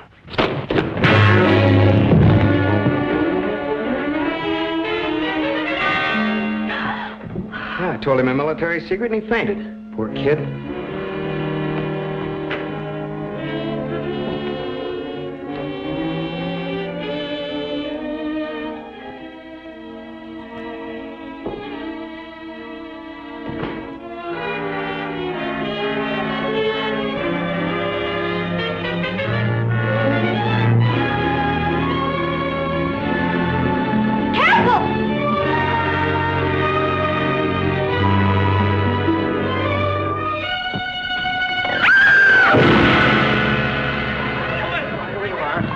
Right where you are.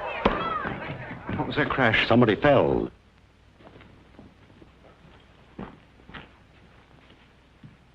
I'm Craven, homicide. Dead? Mm-hmm. Somebody shoved a knife in his stomach. Don't let anybody leave the building. Lock the doors. You're all material witnesses. Please remain at the other end of the room. Know the guy? You got me. Can I be of help? My name's McBurn, private man, New York agency. Sorry, lady, you've got to stay in here. Yes, I can use you. What's headquarters number? I'll call them. Outside line. See who it is. Isn't that the coroner's job? Do as I ask. Hello, Inspector Henderson. Craven speaking.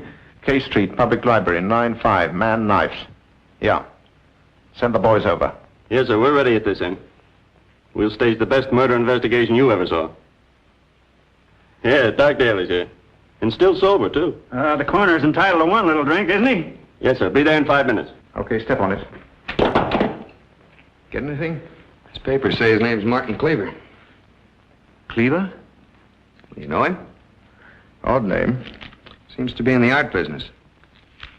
First the Hamlet quarto, now this. It's getting to be a habit. And I suppose we may expect the same results from the police. Nothing. You can expect what you like. Who are you? I'm Edmund Walpole, head of the reference room. Our $10,000 reward for the recovery of the Hamlet seems to be no incentive to you people. Oh, 10 G's, huh? I'm your man.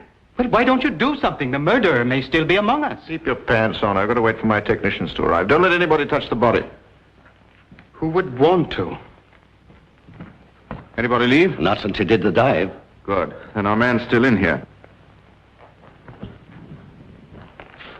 Have you been here long, madam? No. Did you come directly to this chair? No. First I went over to the... Show me.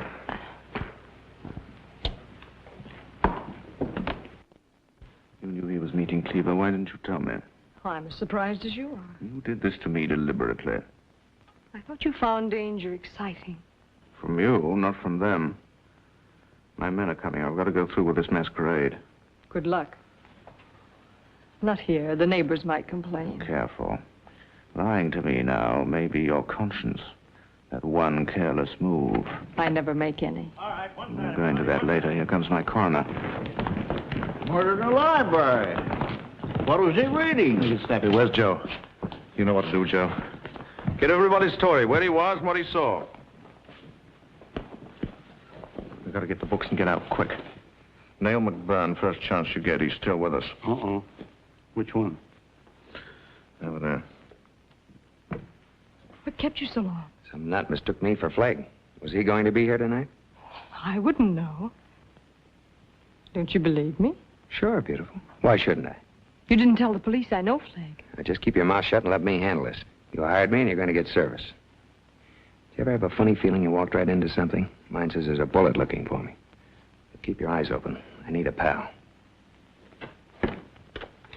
Knife, pointed scissors, spike, something like that, did it? Did you turn up anything?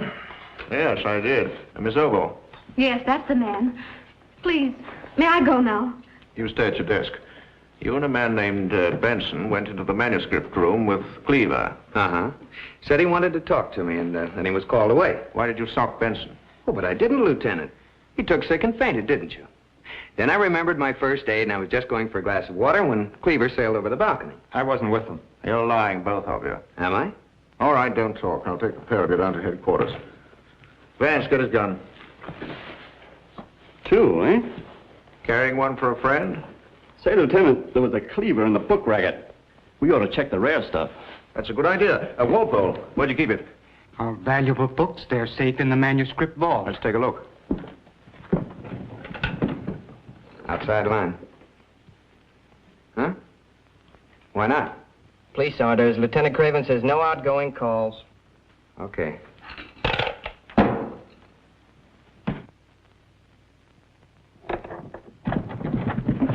Lord, I have a horn on that thing. Lord Byron's Don Juan. Mint copy. They're all still here. It would be impossible for a thief to open this safe. Whose handwriting is this? Byron's. His own corrections. Guess that makes it worth plenty. Looks like the original Solander. It is. What's a Solander? A slipcover to keep the book clean.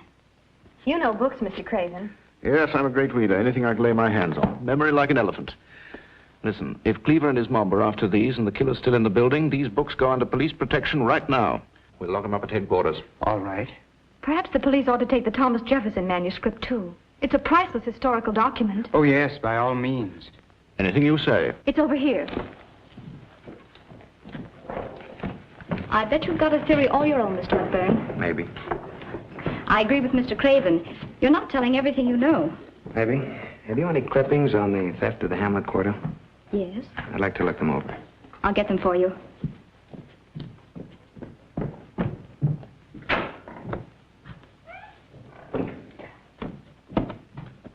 Jefferson was president when he wrote this article on curing hams. A very interesting piece of Americana. Ought to bring a good price in the open market. Thomas Jefferson. Yes, a very good price. It's a collector's item, all right. You're making a very wise move of putting it in a safe place along with the exhibition books. We'd hate to lose those 5 little books, wouldn't we? You'll have to sign for it, Lieutenant. Oh, gladly. I'll get the 5 books. Sign here, please. We always have to have a receipt for any books taken off the shelves.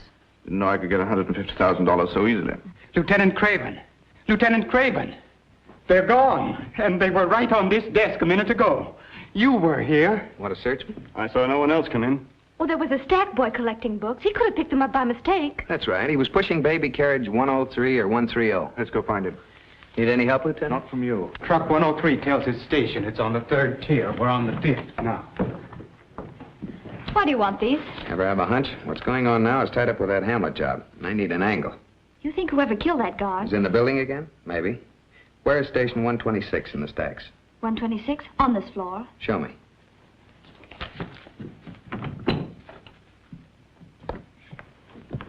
Say, you've got a couple of books in here. 2 miles of books. Suppose we might get lost? You might. Lead the way. Oh, it's just like the big house.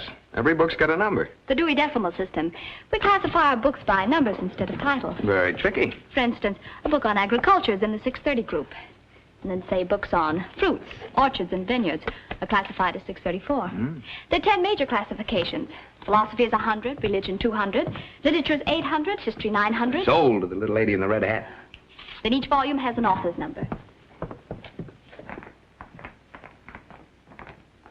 You ever try using all that concentration on something that wears pants and smokes a cigar? Uh-huh. We're getting married when the Army's through with him. Yeah? What's he like? You. That's why I mistook you for him when you came in tonight. Oh, he's an ape. Not here. You know, I wish I'd met you before noon today. Why? I wouldn't have already fallen for somebody else. You couldn't compete with my Army man. I've never been arrested for trying. This is station 126. What are you looking for? The book I wanted. Do the mice take the books around here? We don't have mice. Maybe the stack boy took it. Well, that's easy to find out. Freddie! Oh, Freddie! He might be downstairs. I'll get him. You sound just like a husband. Skip the compliments.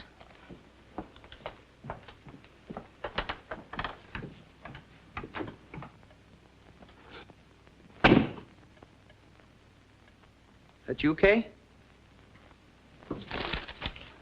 Who's there? Mac. Mac, where are you? Myra, what are you wandering around in here for? Looking for you, darling. I have to tell you something. Go ahead. Craven, he's flag. Yeah. You knew too much about rare books for an ordinary copper. I was afraid to tell you before, but I want to play square with you. You knew he was pulling this job tonight. No, I swear I didn't. I've got to watch my step. He's got a lot of innocent people sewed up. Somebody might stop a slug if they get wise. Don't let on you know. Now's your chance to get him. Mac, you do believe me. I want to, beautiful. Mr. McFerrin. Get back outside, and thanks. Up here. Do you want me, sir? Miss Ryan had to go with old Walpole. Did you take any books off this truck? Oh, no, sir. The morning shift puts them away. Oh, I see. Gee, my girl's waiting for me in a drugstore, and she'll get sore. Why can't I call her and tell her I'm stuck here? You know, that cop on the switchboard says no outgoing calls, a police rule or something. I know, we're bottled up. Just roll with the punches, and you'll recover. Who's down there? Who wants to know? Craven. Is that you, McBurn? Yeah? I want to see you.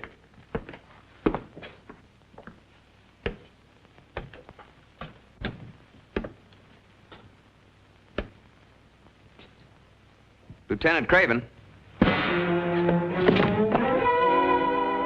Don't you fool. Just said. He's got the books.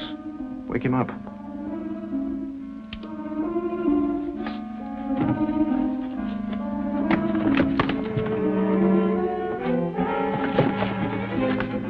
Make him talk, but don't finish him until you get those books. I'll wait for you outside.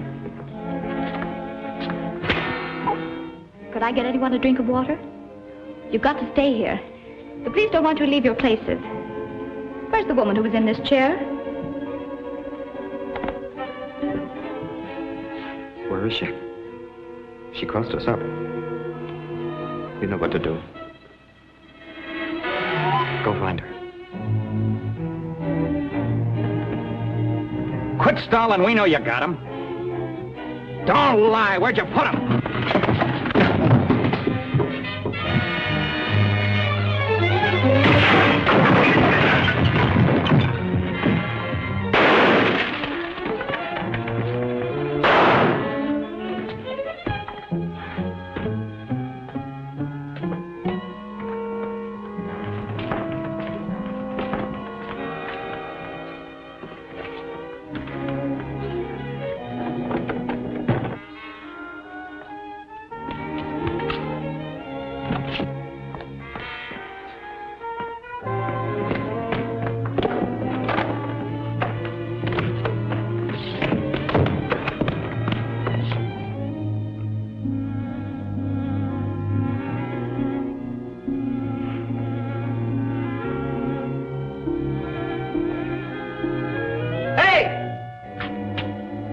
Get back in there.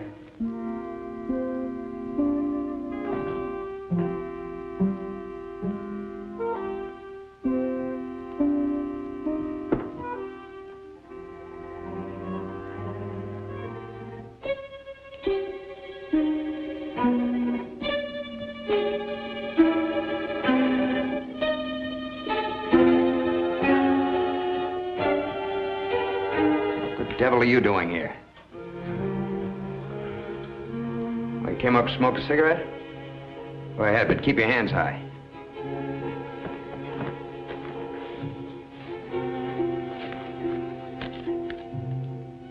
Eric Parson, working a shipyard, huh? It'll save you money, too.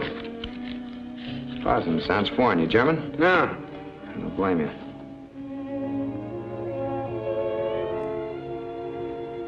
Where'd you get this? Under this table? Down in the library. Who dropped it? All right. Get downstairs where you belong. I got something cooking on the stove. You've always got something cooking. They won't even let me call my husband, and when he doesn't hear from me, he gets the craziest ideas. The cop says they haven't got the killer yet. Go back to your chair. Say, I'm so scared I've got to get something to read. Well, help yourself. I must get my mind off this murder. I'm going to have a baby. Oh, wait till you get home. I mean my wife. Those cops ought to be shot. This is awful. I got a date. Yeah, I've given my boyfriend every alibi except murder.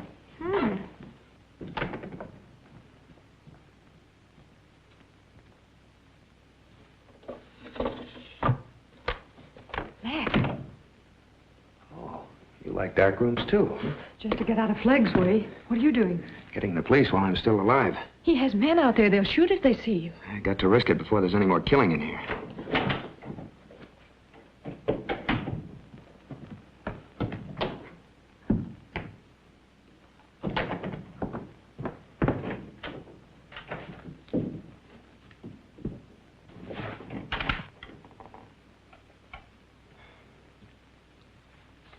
Hollis, Flegg's bodyguard. I've met him. He thinks I have the books. And somebody stuck Martin Cleaver with one of Flegg's forgeries. A Hamlet, maybe. Was it you? Well, Flegg has lots of other outlets. Has he? I figure it like this. After Cleaver put the screws on, you ran into me. I was yelling Hamlet, too. Cleaver used a gun. I used a jailhouse. You were on a spot. I know what you're thinking, Mac, and you're wrong. Am I? You played me off against Cleaver. You told him the guy who'd come to pick up a book could be Flegg. You knew he'd have his way or kill. No. Somewhere along the line, you also told Flegg that I was Mr. Trouble. He said he'd take care of me, right? Mac, you're so wrong. Beautiful. You wouldn't be you if you weren't lying. You knew I'd walk in here tonight with two men laying for me. Flegg sent a note using your name to get me up on that balcony. I didn't write this. I wasn't even on the balcony. Part of Flegg's plan to take over the library. He needed a body to stage a fake police investigation, and I was elected. And you knew it. No, Mac. Anyway, Cleaver went instead and got stuck with Hollis Knife. And all the time, you were my pal.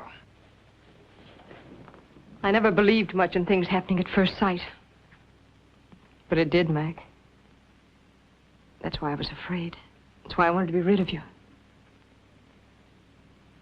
I've always had my own way with the man. I wanted to. But this time it's different. You won't believe that. But it's true. I can try.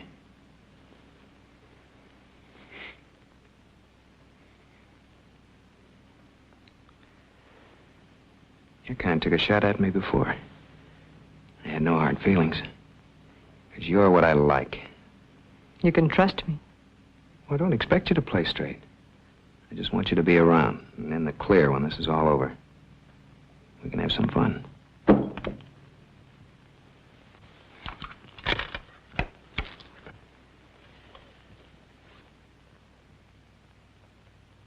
This wasn't in your bag before.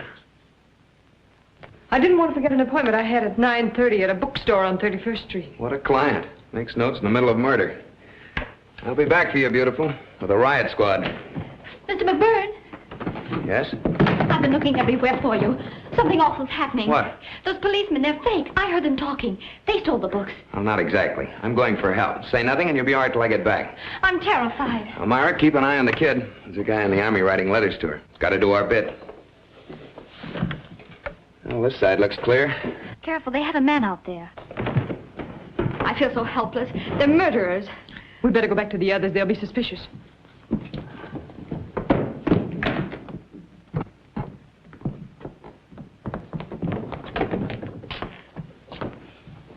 Where is he? I don't know. Not far. You were with him? Where'd he go? He didn't tell me. You have fallen for him. Don't be silly. I delivered him to you, didn't I? There's no hate without love. You hate because you dread love and the fear of desiring it. Save it. He's been out for an airing. I wouldn't try that again, mister. Said he went out to get the right time. Come on. Oh, I've been here before. Has he guessed? About me? And that little librarian, maybe she knows, too.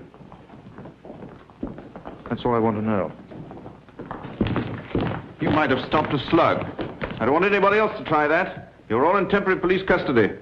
Take him in here.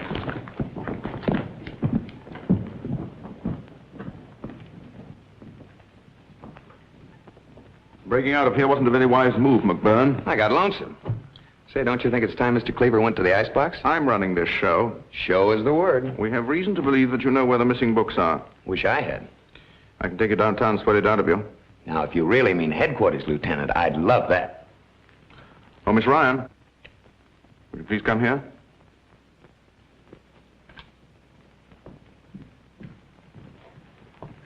I'd like a book from the stacks. Certainly. Kiskadden's Collector's Guide. I understand it carries a description of the missing books. I'll get it for you right away. Hollis. Yeah? The girl. Right. Let her alone, Flegg. Flegg? So you've been playing cat and mouse with me, eh? I thought I was the cat. I've underestimated your abilities. Call your man off. That girl can't hurt you. No, but you can spoil my setup since she knows things that you know. Now, we were talking about some stolen books. If I had them, I'd give them to you.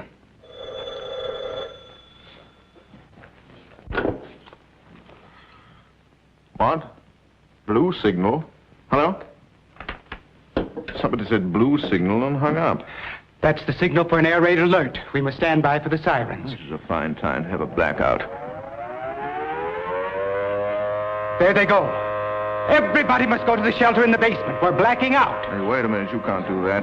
Mr. Craven, I am the air raid warden for this building. I have my orders. Miss Ovo, air raid. Miss Hartwig, can you hear the sirens? Take everybody to the shelter. Now, please walk. Don't run. Don't get excited, people. This way, please.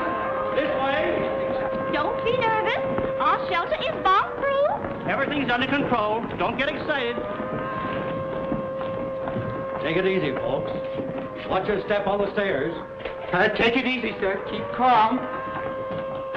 Let's get out of here. After I get what I'm after, McGurn knows where those books are. We could take him with us. Oh, wait.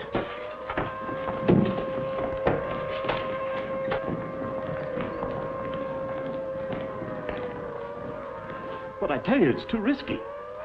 That's what I say. Make him talk, then come back. All right, let's go.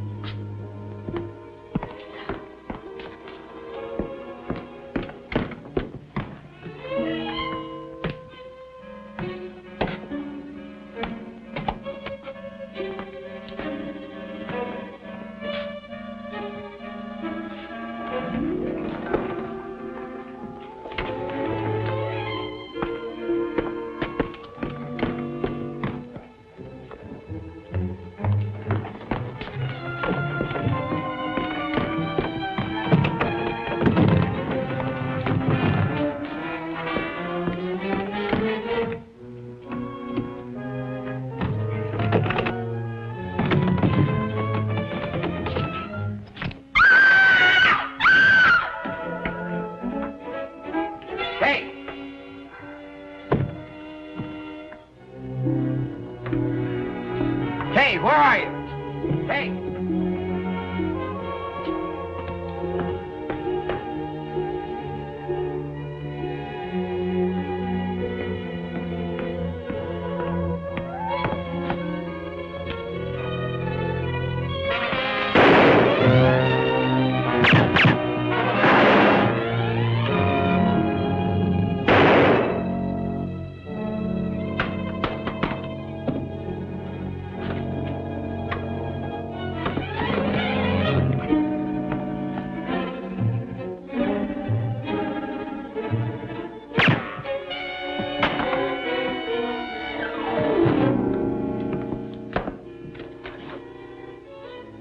You knew all the dirty tricks.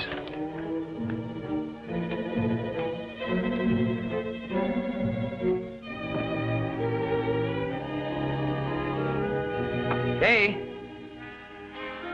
Kay!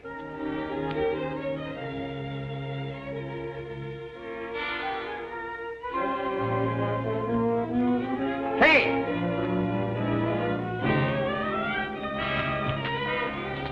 Kid, you hurt? No. Oh, that's a break. Now, take it easy.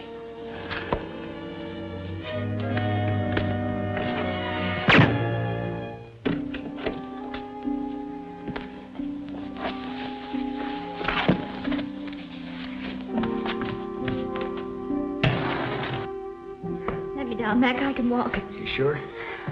Where can we hide? Well, someplace where I can show a light in this blackout. The window. No, Flegg would be up here for us.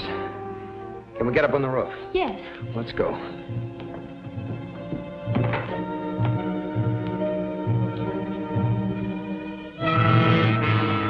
Very careless of you, McBurn, breaking doors. Didn't you read the sign? Quiet, please. Get over there, Myra. What's she doing in this? Like Miss Ryan, she knows more than is good for her. He's worried about you, Myra. That's a good sign. This way, please. I don't know how long this blackout inconvenience will last, but I've arranged for a quiet, persuasive talk.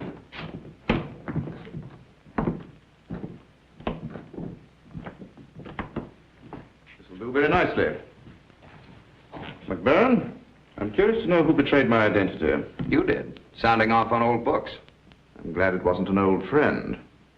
Out of business, you have something that I want. I haven't got the books. None of that, please. I've gone to great trouble to acquire them tonight.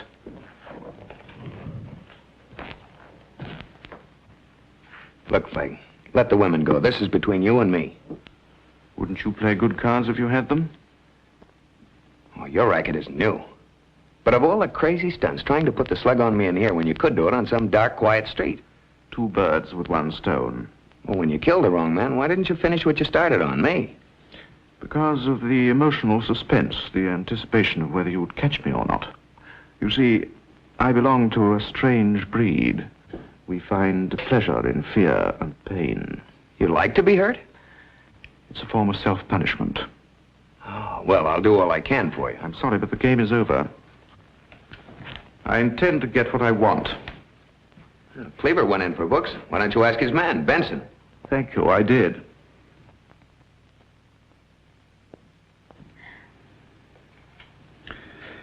But it was a waste of time. To die in terror. But he didn't appreciate it. Come on now, quit stalling.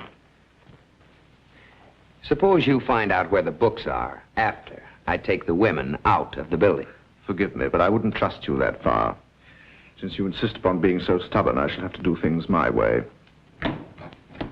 Oh, you mustn't show a light. It's definitely against the rules. I know, but the window's covered. Oh, yes. Well, don't put on any more lights. Oh, Mr. Walpole. Yes, my dear? Never mind. Tell him later. It's a perfect blackout, not a light showing anywhere. Everybody's doing his bit. A harp string around a finger can give excruciating pain. A crippled finger isn't very beautiful, you know. But, Vern, I'm curious to know if you like to watch pain. Let her alone, Flegg. Mac, don't let him do it. All right, you can have the books. Where are they? I've got to use the phone. You couldn't have got them out of the building. I mean the inter-office phone. They'll only be given up on my say-so. Oh, who's got them? It's got to be handled my way. All right, go ahead. I want the information desk, please. Sorry, pal, you gotta get an okay. Okay it. Let him have it, Joe. Mr. Walpole there? Just a second. Mr. Walpole, telephone. Oh, thank you. Walpole speaking. All clear. What? Oh, the all clear signal. Very good. Have the books ready for me when I come down. Don't let anyone else have them. Well, what are you waiting for? You have the all clear. That didn't sound like my senior warden's voice. You've got to be careful. 5th columnists try to spoil blackouts. Well, somebody else could have phoned for your warden. Yes? Walpole. So he's in it with you. Let's go down there. Perhaps I ought to call him back just to make sure. I don't know how many signals you want, but I can't stand this darkness. Would a murderer loose? I want light. Miss Oval! Miss Oval! You're disobeying my orders.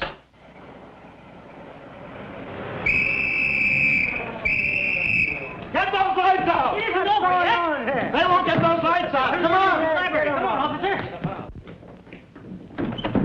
Who gave you an all clear? Get those lights out! Get these men. You're up. My men just got back from searching Flegg's apartment. This the original? We found it on Flegg's workbench, along with a lot of other stuff. It is, Inspector, it is. Wonder why he didn't sell it. Why sell fine books when the suckers will pay for imitations? Besides, I'm a collector myself. But I was careless, wasn't I? I was lucky. For one brief moment, I left myself unguarded. The subconscious mind exacting its punishment. He likes to hurt himself. I always knew this would happen. But when and how, I wake up nights in a cold sweat, thinking I'd been caught. You see, like a lot of criminals, I wanted to be caught. That's what a conscience does to us, though we don't always know it. We can outwit other people, but never ourselves. I seem to have outsmarted myself in this job. I get all the slapping around, but the reward has to be split 12 ways.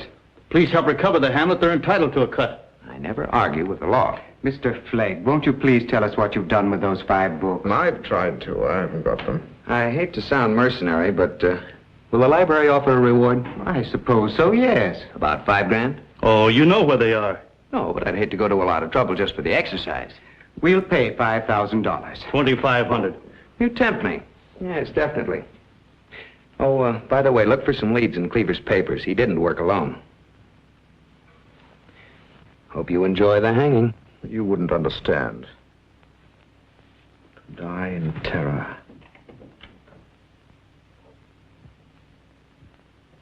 Listen, I've given my statement. I gotta go. It's my job. I'm on the morning shift. All right, but what's the name? Helen Murphy. Okay, Helen. Eric Paulson.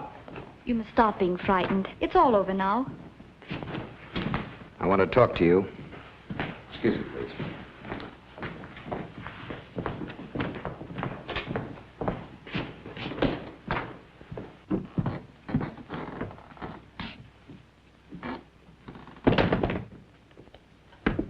Did Flagg talk about me?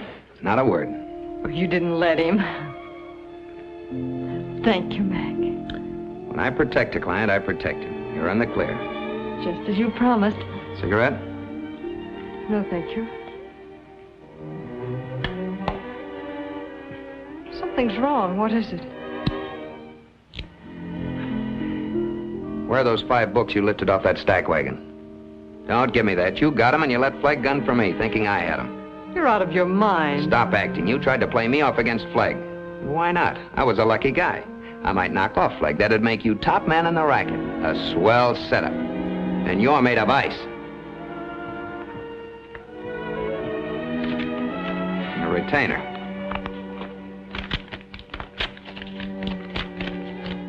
I kept my end of the bargain. You're not in the Flagg case so far, but from right now, you're on your own. You've got to listen to me. Where are those books? I don't know.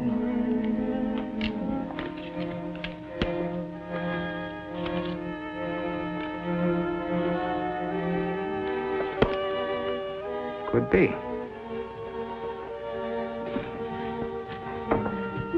920. Darwin's biography of African chieftains. All books are classified according to number. History is 900. And here's 930. Nelson's History of Rome. C31. The letter C, maybe. I explained that memo. C31. Yeah, Charleston's Ancient Tales of the Nile Delta.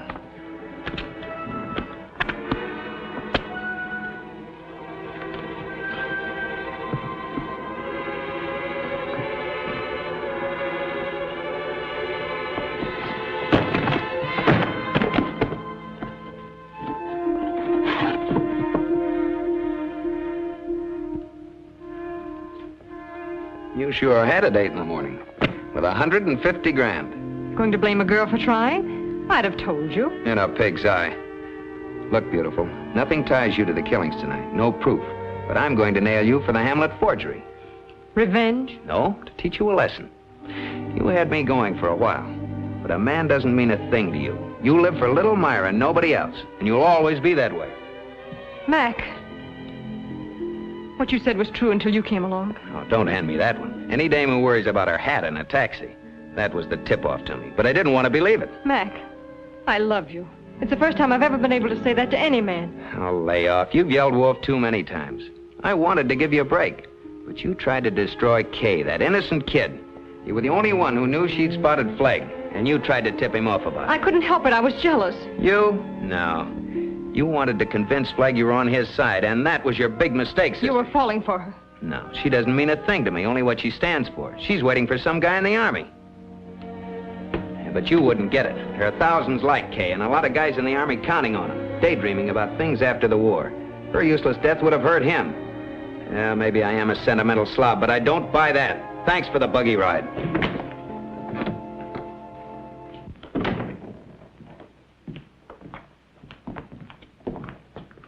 Oh, so you know where they were all the time, eh? Nope. I found this on flag and figured it out all by myself. And don't horn in on the reward. Is that so?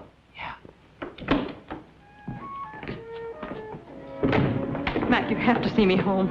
Oh, no. You're the only one I can count on. Cleaver's men are out there, and they know what happened. They'll kill me. Well, maybe they will, maybe they won't. People who do business with Hitler's mob know the payoff. Go ask the cops to take you home. Oh, Mac, don't desert me now. I'm sick of your lying. I'm not lying, I tell you. I'm terrified. Yeah, you're like Flegg. You love it.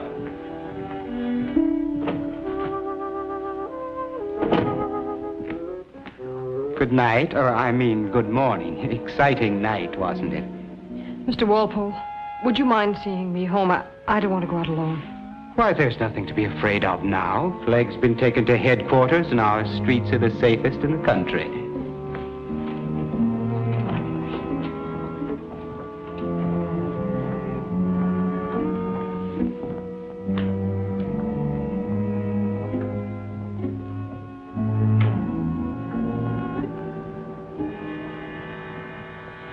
I do not work alone. My dear, we all set in motion the means of our own destruction.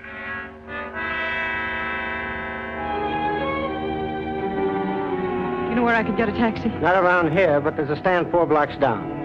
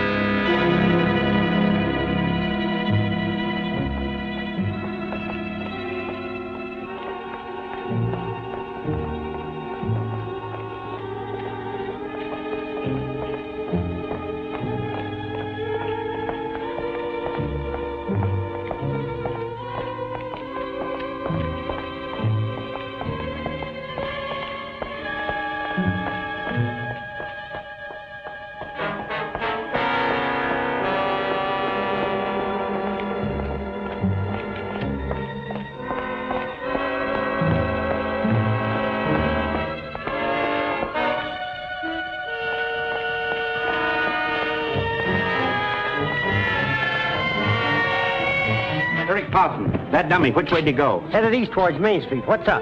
It's one of Cleaver's gunmen. Just found it open to German's papers.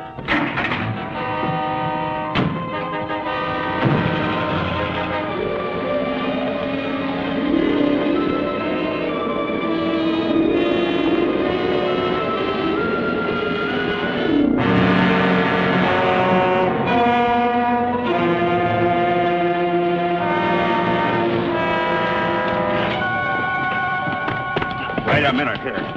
Hold him. Wonder what he's doing in here.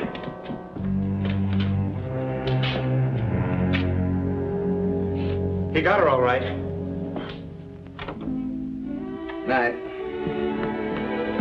Hello. Can you tell me all about it now? I'll buy you a cup of coffee. And put poison in it? Oh, I'm sorry.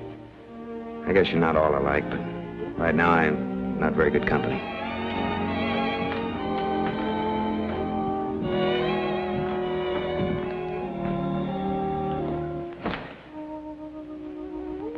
She was involved somehow, wasn't she?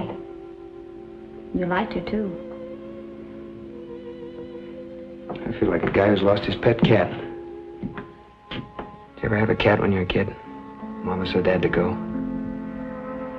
You know what it means to lose something you could do without, but had to have. Come on, I'll buy the coffee.